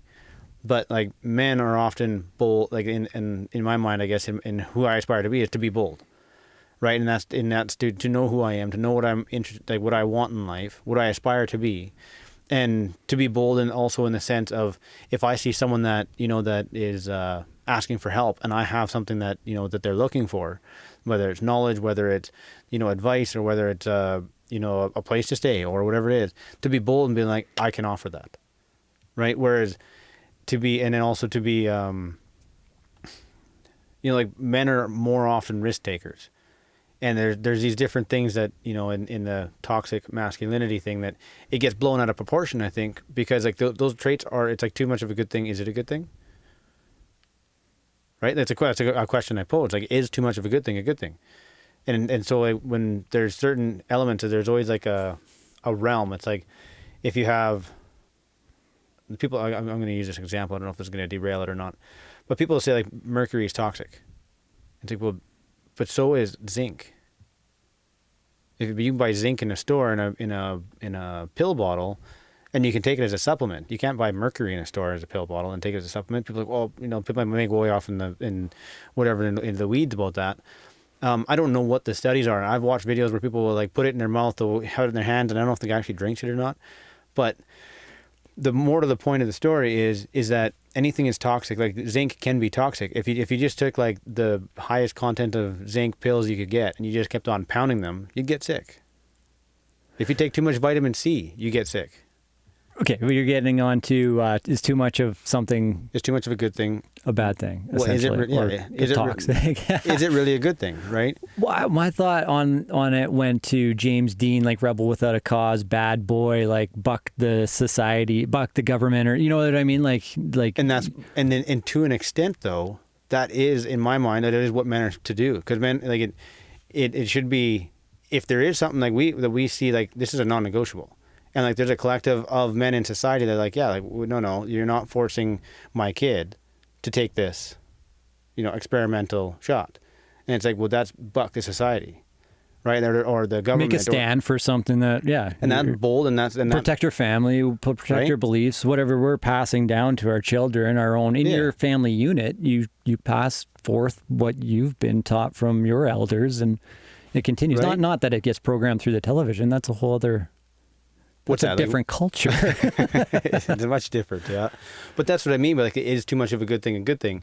Because like having those characteristics and those traits to be bold, to say, you know, middle finger to the system or to whatever it is that is encroaching in your space. Mm-hmm. And right, that could be your household, that could be your children, that could be whatever it is. And it's like to have that backbone to say, oh no, that's enough. Mm-hmm. Right? And it's like and it comes to the point of, you know, some people may disagree with this too, but it comes to the point in my mind, it's like, well, do you back a dog into a corner and expect them not to bite? Well, men have been neutered to such a point where you can back them into a corner and they're just going to, right? They don't want to have that toxic masculinity. They don't know what to do anymore, right? Their instincts are saying fight. Their instincts are saying like, someone's coming into my space, someone's pushing me into a corner, I need to fight because that's my instincts. And right, but people, a lot of men are so neutered to the point where it's just like, you know, don't hurt me, or you know, I don't know what's wrong, and it's like, no, like if someone like, I think that it's in good interest of men to have the ability to be bad, the ability to be a monster. Like Jocko Willink talks about this, and I think Jordan Peterson does too. But the ability to be a monster, but have it under wraps. Right, like you can be an absolute monster when it comes to like if someone's going to back me into a corner, it's like it's going to be me or them. It's like know what you're capable of and control it. Yeah, and being willing to go that way, mm-hmm. right? Like if someone's going to back me into a corner, I'm not going to cower. Right? If it's going to come to the point of it's like, well, I might die. It's like, oh, okay, well this is my time then, mm-hmm. right? But I'm not just going to cower. And like if there's a different strategic plan or something to get away of a situation, it's like there's 10 guys with knives and pit bulls. It's like, well, I'm going to take them all on. Like, okay, that's a little bit of insanity. And having principles to live by. There's stories every now and again of somebody who will jump into a freezing lake to save somebody mm-hmm. else. Like these positions. What is it that somebody can be in a situation and that's their instinct? That being bold? Right? That kicks in to like save somebody else's life or put yourself on the line. Like if it's jumping into, you know, a fire to save a woman or a child, mm-hmm. right, and put yourself on the line as a man, and you'd be like, well, why? Well, a man can't have children, right? We can impregnate women to have children, but the woman in a society, this is how I was raised, a woman is more valuable than a man, and mm-hmm. a child is more valuable because they're the future, right? And then they're going to continue it forth. So in your sense, like they get a man is a sacrificial figure. Is that we're a pawn in the game? I thought it was interesting. Andrew Tate and Tucker Carlson came up with this point about the patriarch, and they were talking about, if we were truly a patriarch, why don't we just get together and send all the women out to war? Like, why are we the ones that are going into war and dying? Like, it doesn't make sense. We should be sitting back, and it's like, we'll get our women, you get your women, we'll just send them out to war and see who wins. Yeah, sit back and drink beer.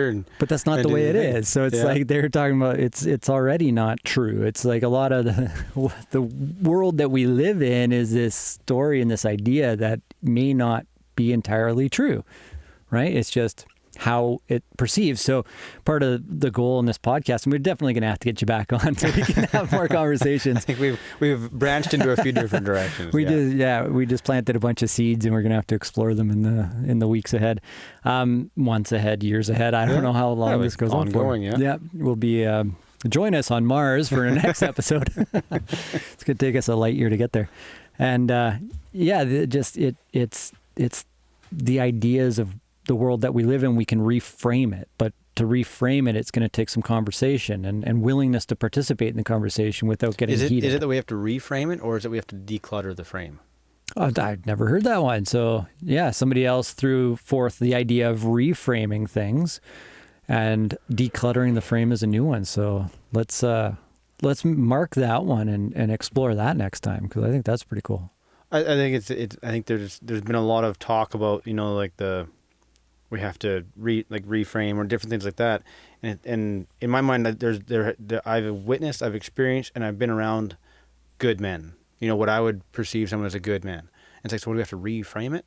Like, what if it's already there and we're just convoluting it with a whole bunch of, these different ideologies and different thoughts and ideas, and instead of reframing it, like, so I wasn't clear. So like, I'm just thinking of reframing the information or our picture of the world that we live in, or the story that we tell ourselves. Macro versus micro, right? Like, it can be the same thing with a worldview, right? And like, there may be some reframing, but I think before reframing, it should come to clearing the clutter. I like that. And then being like, okay, where are we at here? It's like, okay, this is outdated. There needs to be some evolution that catches up to where we are today. Like, as an example, if your dog craps in the garden, you don't just like mix the dirt up. You try and like, I'm just going to replant all of this over here. You try and like sort through and figure out where the problem is. Maybe declutter all that dirt, sift through. You got to separate the shaft from the wheat. You don't throw it all in the blender, right? Well, I mean, and like an example I would use to go back to vehicles, because that's where I'm familiar with.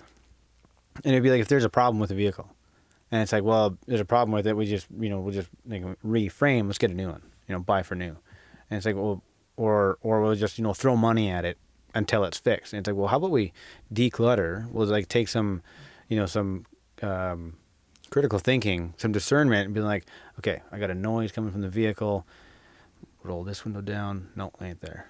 Roll that window down. Ooh, it gets louder, right? Roll that window back up. It's like, okay, let's do some different things. And it's like with declutter, like, we'll say, okay, well, I'm decluttered. It's not this side, right? And it's like, now it's over there, and you got a passenger ride, and it's like, can you feel that? And they're like, oh yeah, I can feel it. Where do you feel it?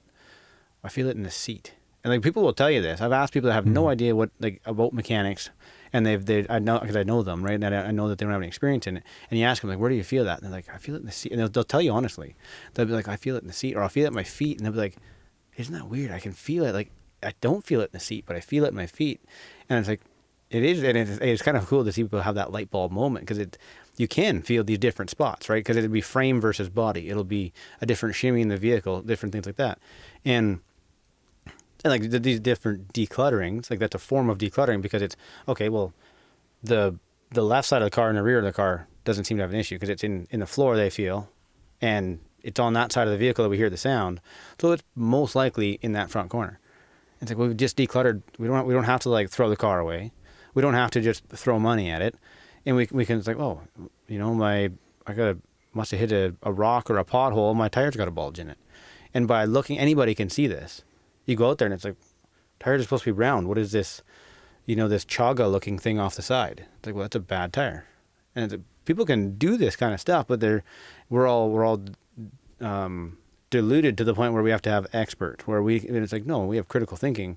We can declutter a lot of this stuff ourselves. And because you do that, you go take that car to a mechanic, then they're going to say, oh, your ball joints are shot, you're going to need new tie rod ends, you're going to need, it's going to be a big bill. And it's like, change a tire, dude. I'll come back if I have a shake still. Right, but if we don't know, like they'll rake you over the coals. They'll have all this sort of stuff put into. We got to rebuild the entire thing. It's going to cost. How much is that vehicle over there? No. Let's rebuild this one. Right, and it happens. Like it happens. I've had it happen to my sister. I've had it happen to, I do all my own mechanics to a very large extent. Like a couple times I've taken it to a shop and I wasn't happy with either of them. But and people are like, how do you keep a truck like that going? And it's like, well, because I fix it myself, and it's like, and I'm cognizant of what is going on with it. And they're like, well, when we went to Ottawa, and it was like I knew I had a U-joint to do and a wheel bearing to do because I wasn't going to trust it on the trip. Turns out I'm riding on that the old wheel bearing that I took out today still. Oh yeah, in my new truck, right? Because I had a wheel bearing going in and I put it in. So it's like, did I have to take it out? No, but it's like these are the things that I know that need to be done, and it's like by decluttering different things, we can become more focused on a system or on an object or on a or the parts structure that matter, right? Yeah. Instead of like, because let's go one step further into a vehicle. Instead of decluttering, we just want to throw a bunch of money at it. What's that going to do? It's going to cost us a bunch. So what does that do? It puts stress in our financial life. So what does that do? It makes us have to work harder, which takes away from relationship time, or takes us away from podcasting, or makes us have to put podcasting on a plane where we have to make money with it. Otherwise, we can't do it because I have to go to a 9 to 5 to pay for the mechanic bill. And it's like, well, that's an element or a result of not decluttering before we try and fix a problem and just throwing something at it, like reframing. And that can be on a global scale in my mind, or that can be on a micro scale. Well, I want to bring this back to the culture where that we have been cluttered with information that doesn't make sense. It's like that outwitting the devil concept of skirting around the answer and littering in false information amongst the truth. And it just becomes really difficult to figure it out. And so it seems to me that the form of throwing money at the situation is the equivalent of not having a conversation to try and declutter or break down the concepts and sift through and find that truth and then maybe take the truth and we can reframe from there. But rather once we find what that is. Right, but we're not where it's like the equivalent of throwing money would be, we just need to appease everybody and everybody's ideas. And so now it doesn't matter if you're an Apache helicopter or you're, right? Everybody gets what gender do you want to be? It doesn't matter anymore. Like it's just appeasing everybody, but that's throwing money at the situation. It doesn't actually solve anything, and it just gets messier and messier. What's the outcome if we continue down that path? I think we're looking at it. Like in society, like people are getting a taste of like what it looks like when the wheels start to come off. Right? And it's like we put all this money into this vehicle, which I'm going to call society or our culture, and we still didn't fix a problem. And so we have a big bill to pay. We have a whole bunch of problems that we still haven't fixed. We haven't even addressed the issue because we didn't declutter in the first place to figure out what the issue was. We just, threw all these, like you were saying, right? Like different half-truths in there and answers, or like, going back to the misogynistic with the Maserati and the cigar, like that's a non-answer. Like, why am I misogynistic? Because you have a cigar and a nice car. It's like, well, no, that doesn't mean anything. And like that's reframing what a misogynist is before decluttering.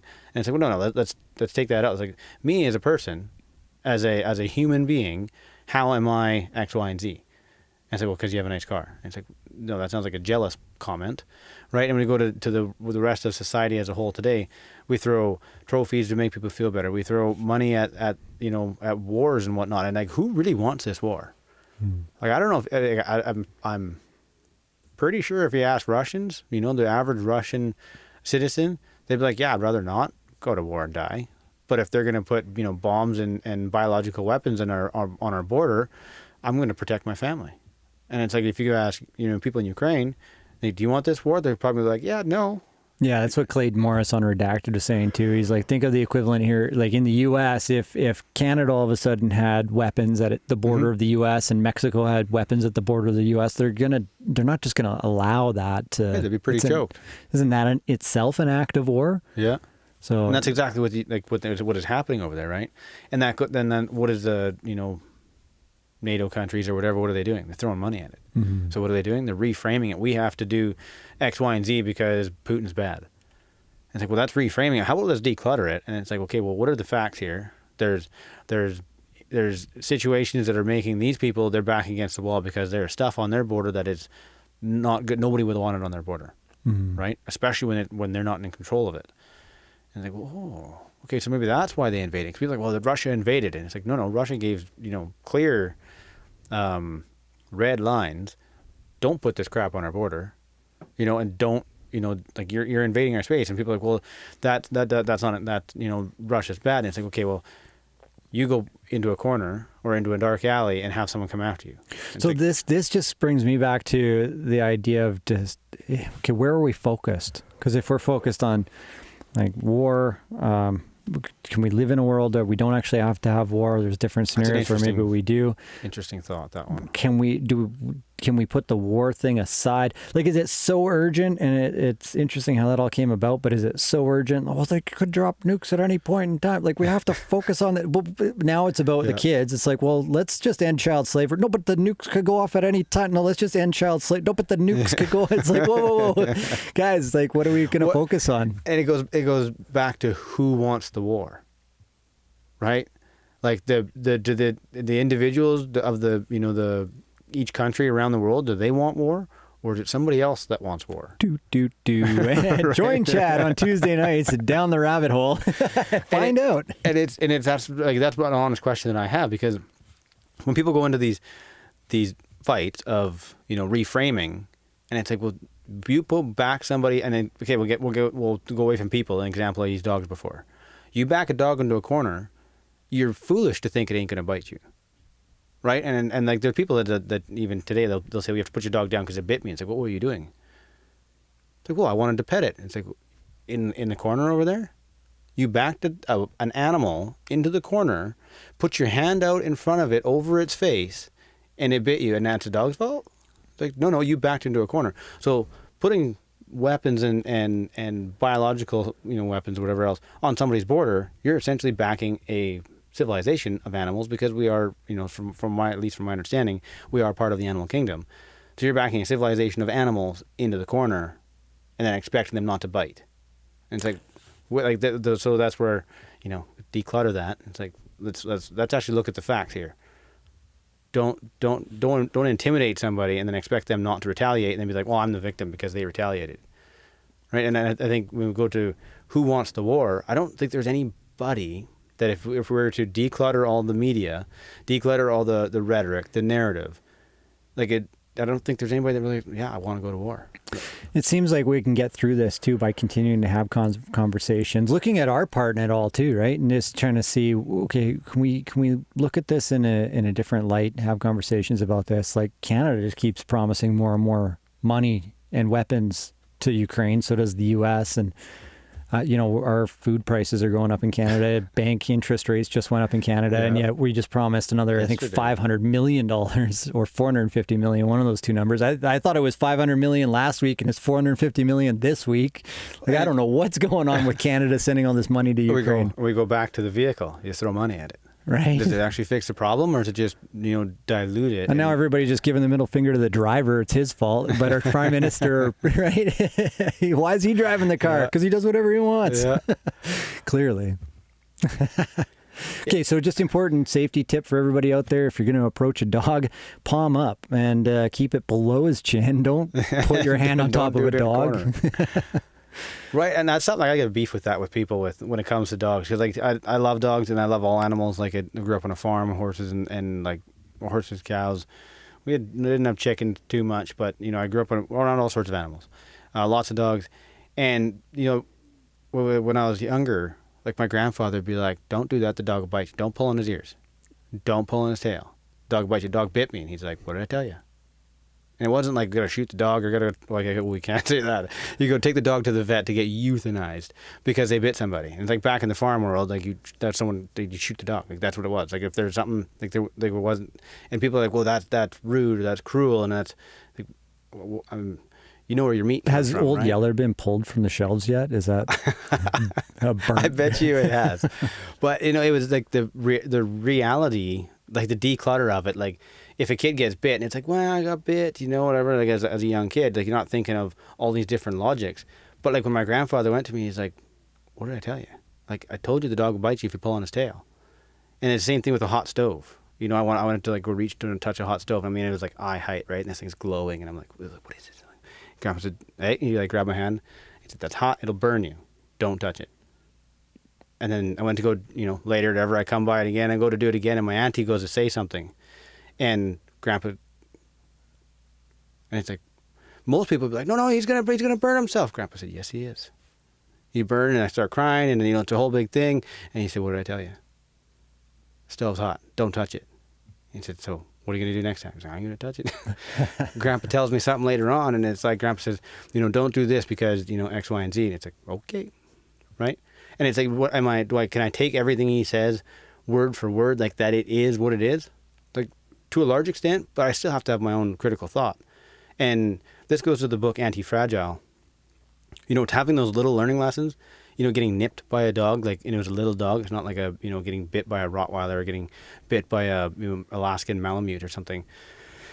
But, you know, I got nipped by a little dog, and it's like, I told, you know, don't do that, right? And then the touching a hot stove. Well, those are little things, because if I didn't learn that when I was younger, and then like that's the anti-fragile, the guy coined the word anti-fragile because there was no definition for the opposite of fragile.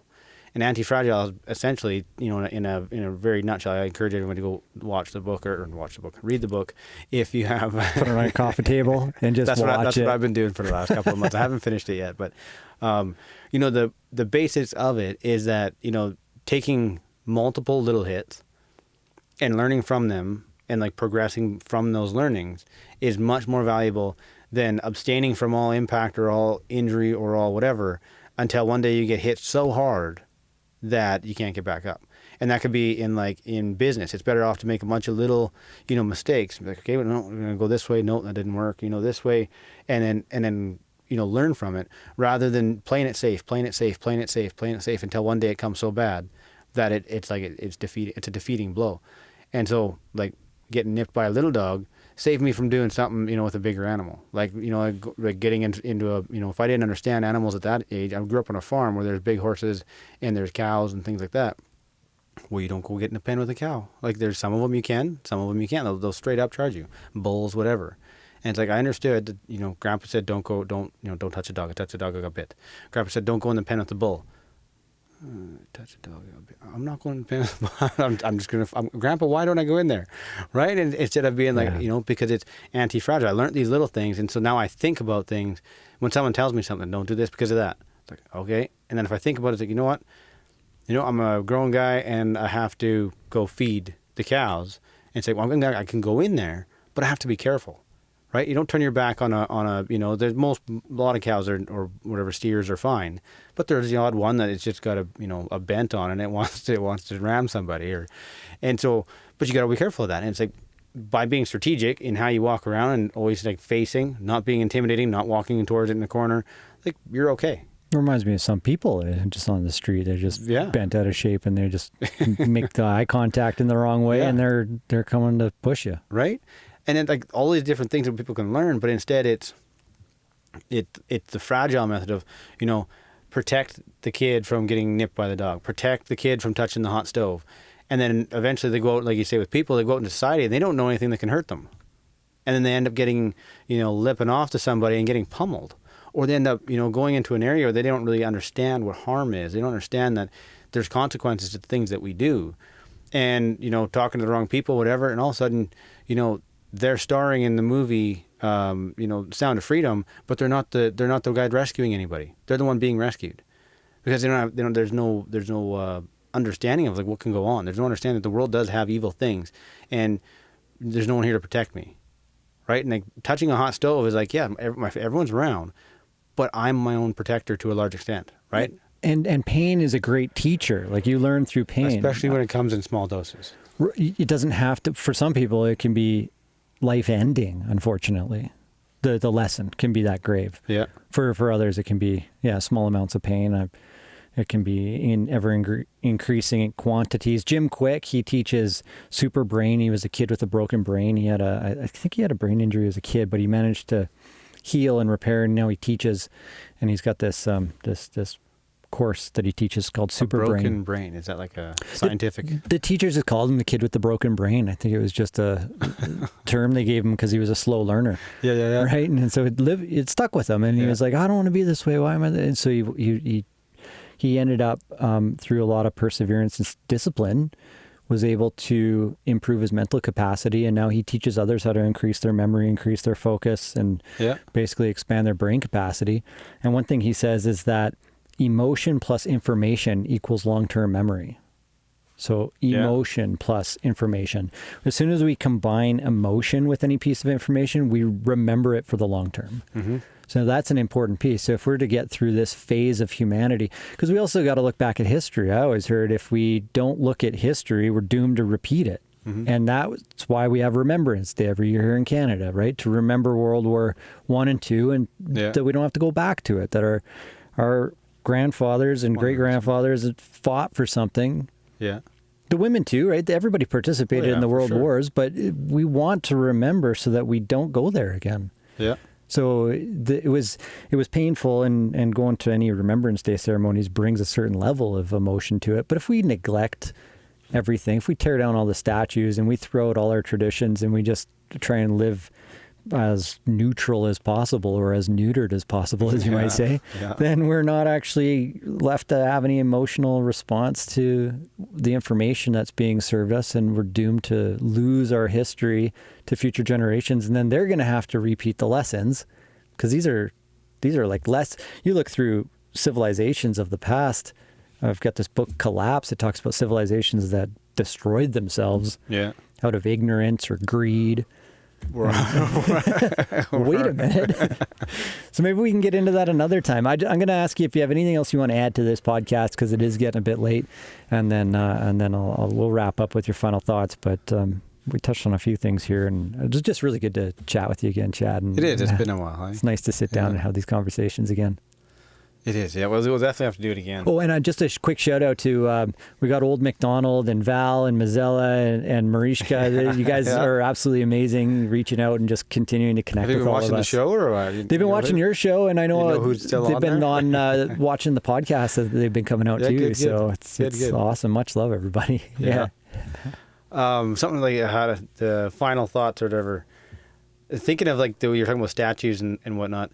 When people want to tear them down because they quote unquote represent something evil or represent something bad, or like some people say that there's certain statues that have been torn down that were entrenched in slavery or something. What is the value in tearing that down so we can never see where we're not to go? Like you're saying, right? Like we have Remembrance Day for a certain reason. We have these different things that at least we had in some senses, things that were there for a reason, so they're like signposts not to repeat. And I think that comes from like a brash, knee-jerk, jump to conclusion sort of mentality. And that again goes back to reframe rather than declutter, to see what the problem is. And if we destroy all of those things that were, because a lot of those statues are made because there was, supposedly good things that these individuals did. And people say, well, there's lots of bad things they did too. It's like, we'll tear it down, or we learn from it. And I think that a lot of the places that where we've come to today has been because of these, these knee-jerk reactions, these impulsive, I don't like this, or I don't like you, or I don't like the Democrat or Republican, or the media said this, or the experts say that. And it's, instead of like decluttering and being okay, like, well, what is truth and fact, and what is the clutter, and then let's frame something from there, right? Where do we go from there? And so I guess in a bit of a nutshell, something that I think that could help the world is a calm, cool, and collected mentality, calm, cool, and collected attitude as to what we see when we go forward. Because there's a lot of stuff down the different rabbit holes, and I'll say this straight up, like there's a lot of stuff that's not true. I believe there's a lot of stuff that isn't true, and we'll talk about it on our show. But at the end of the day, it's like we bring different things to the field for people to look at, and I'll share my opinion on it. Like, do I really know? No, I don't. But it's something that's out there, and I'll say it. And sometimes like I don't think it's true. It's interesting. It's an interesting concept, and I could be wrong. It could be very well true. And there's other things that I think there's validity to it, but I don't really know. Right, I really don't have the facts right in front of me. Like, is there lizard people in the world? Like, just a little nugget for everybody. Like, is there? And if you go research on it, there is a lot of evidence stating there is. And there's even, like, you know, quote unquote documents from secret labs and whatnot, and different, you know, all sorts of different things. But instead of people just jumping right to a conclusion, like some viewers may have in that comment, oh, that's absurd. And it's like, that's that knee-jerk reaction. Instead of being like. What is the evidence, right? And then go do some research. It's like, oh, there is some evidence.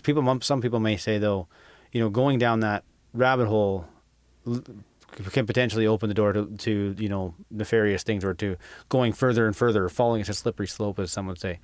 And that's for people who have no control, right? And I think the society, the way we have, has raised us to not have control. Because grandpa or grandma or mom or dad didn't let you touch the hot stove. Because everyone, like, if everyone's had this experience, it's like, I know I shouldn't do that, but I'm, you know, like, or that stinks, but I smell it again, right? Or that's hot, I'm going to grab, but you still want to, like, ooh, I want to touch it, right? And it's like that, there's something that it creates that, you know, that pull towards it. But it's like, I understand what that's going to do, and I don't want to live with blisters on my fingers for the next, you know, 3 weeks.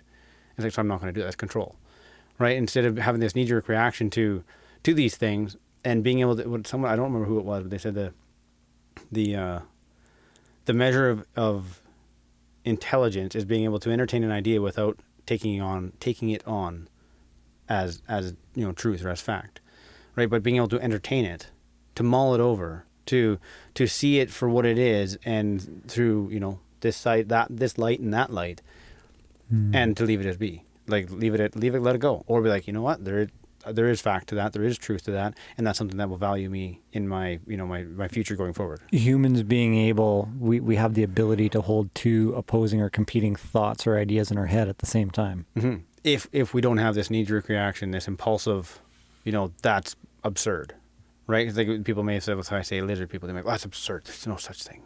And I think, okay, what happens if one day that comes out? Like, there's a bunch of evidence saying it is, but just hypothetically, not saying it going to, but just hypothetically, it could be any number of other things. It could be that the shots are dangerous, right? It could be that. It could be anti-gravity machines. It could be. And like those things could be like, people say, oh, that's absurd. If that was a thing, they would have already been out by now. If that's a thing, we would have already known by now. And if that happens, where do you think a lot of people in society are going to be? The people that are saying that those things are absurd, when that comes out as truth, how if, I need to clarify for our show, you said when it comes out as truth. Did I? If it comes out as truth. Yeah, and for this point of discussion, it's if it comes out as truth, like hypothetically, what is that going to do to people? Right? As an honest question, if people are saying that this stuff is absurd, and that comes out, and people will come to a point of being, well, they call it cognitive dissonance, I believe. And these are conversations that we get to have as human beings when we're in a position where we're fed, we're protected, like Maslow's hierarchy of needs. As long as our basic needs are met, we're getting along in our communities, our relationships are good, we get to go to a higher level of thinking and contemplate philosophical ideas and consider what would our lives look like in these different scenarios, which I think it's really beneficial and valuable to consider different pathways of imagination and what that could mean for the world we live in, for our own personal relationships, for ourselves. Because if we don't do that, then we have a limited worldview, and there's a lot of different possibilities of what could happen and could exist. Absolutely. Without the ability to entertain these opposing views, I don't see, I mean, I'm sure there's minds much greater than mine out there, and especially a collective mind is much greater than mine by far. But I don't really see a way where we can get down to truth if we don't have more hands on deck, looking at things looking at opposing views objectively, right? Because it just goes back and forth with these knee-jerk reactions, like, well, you're misogynistic, well, you're patriarchal, well, you're this, and it's like, well, why? Because you smoke cigars, and it's like, okay, I can see we're really getting somewhere here, right? And so that's I think that's what I would say, is that the open mind and the to looking into whatever it is, right? It doesn't matter if it's the Sound of Freedom. It doesn't matter if it's, lizard people. It doesn't matter if it's zero gravity or whatever it is, flat Earth, whatever. There are things that we have to be careful of to not go down an area where we completely derail ourselves. Like you were saying, you had to take some time off, right? And I had to do the same thing because you get to a point and it's like, okay, I just need to find ground. Yeah. Okay, it's still here. Yeah, okay. Now I can go back and do some more digging. Mm-hmm. But being able to look at those things, I think, is going to be a huge benefit.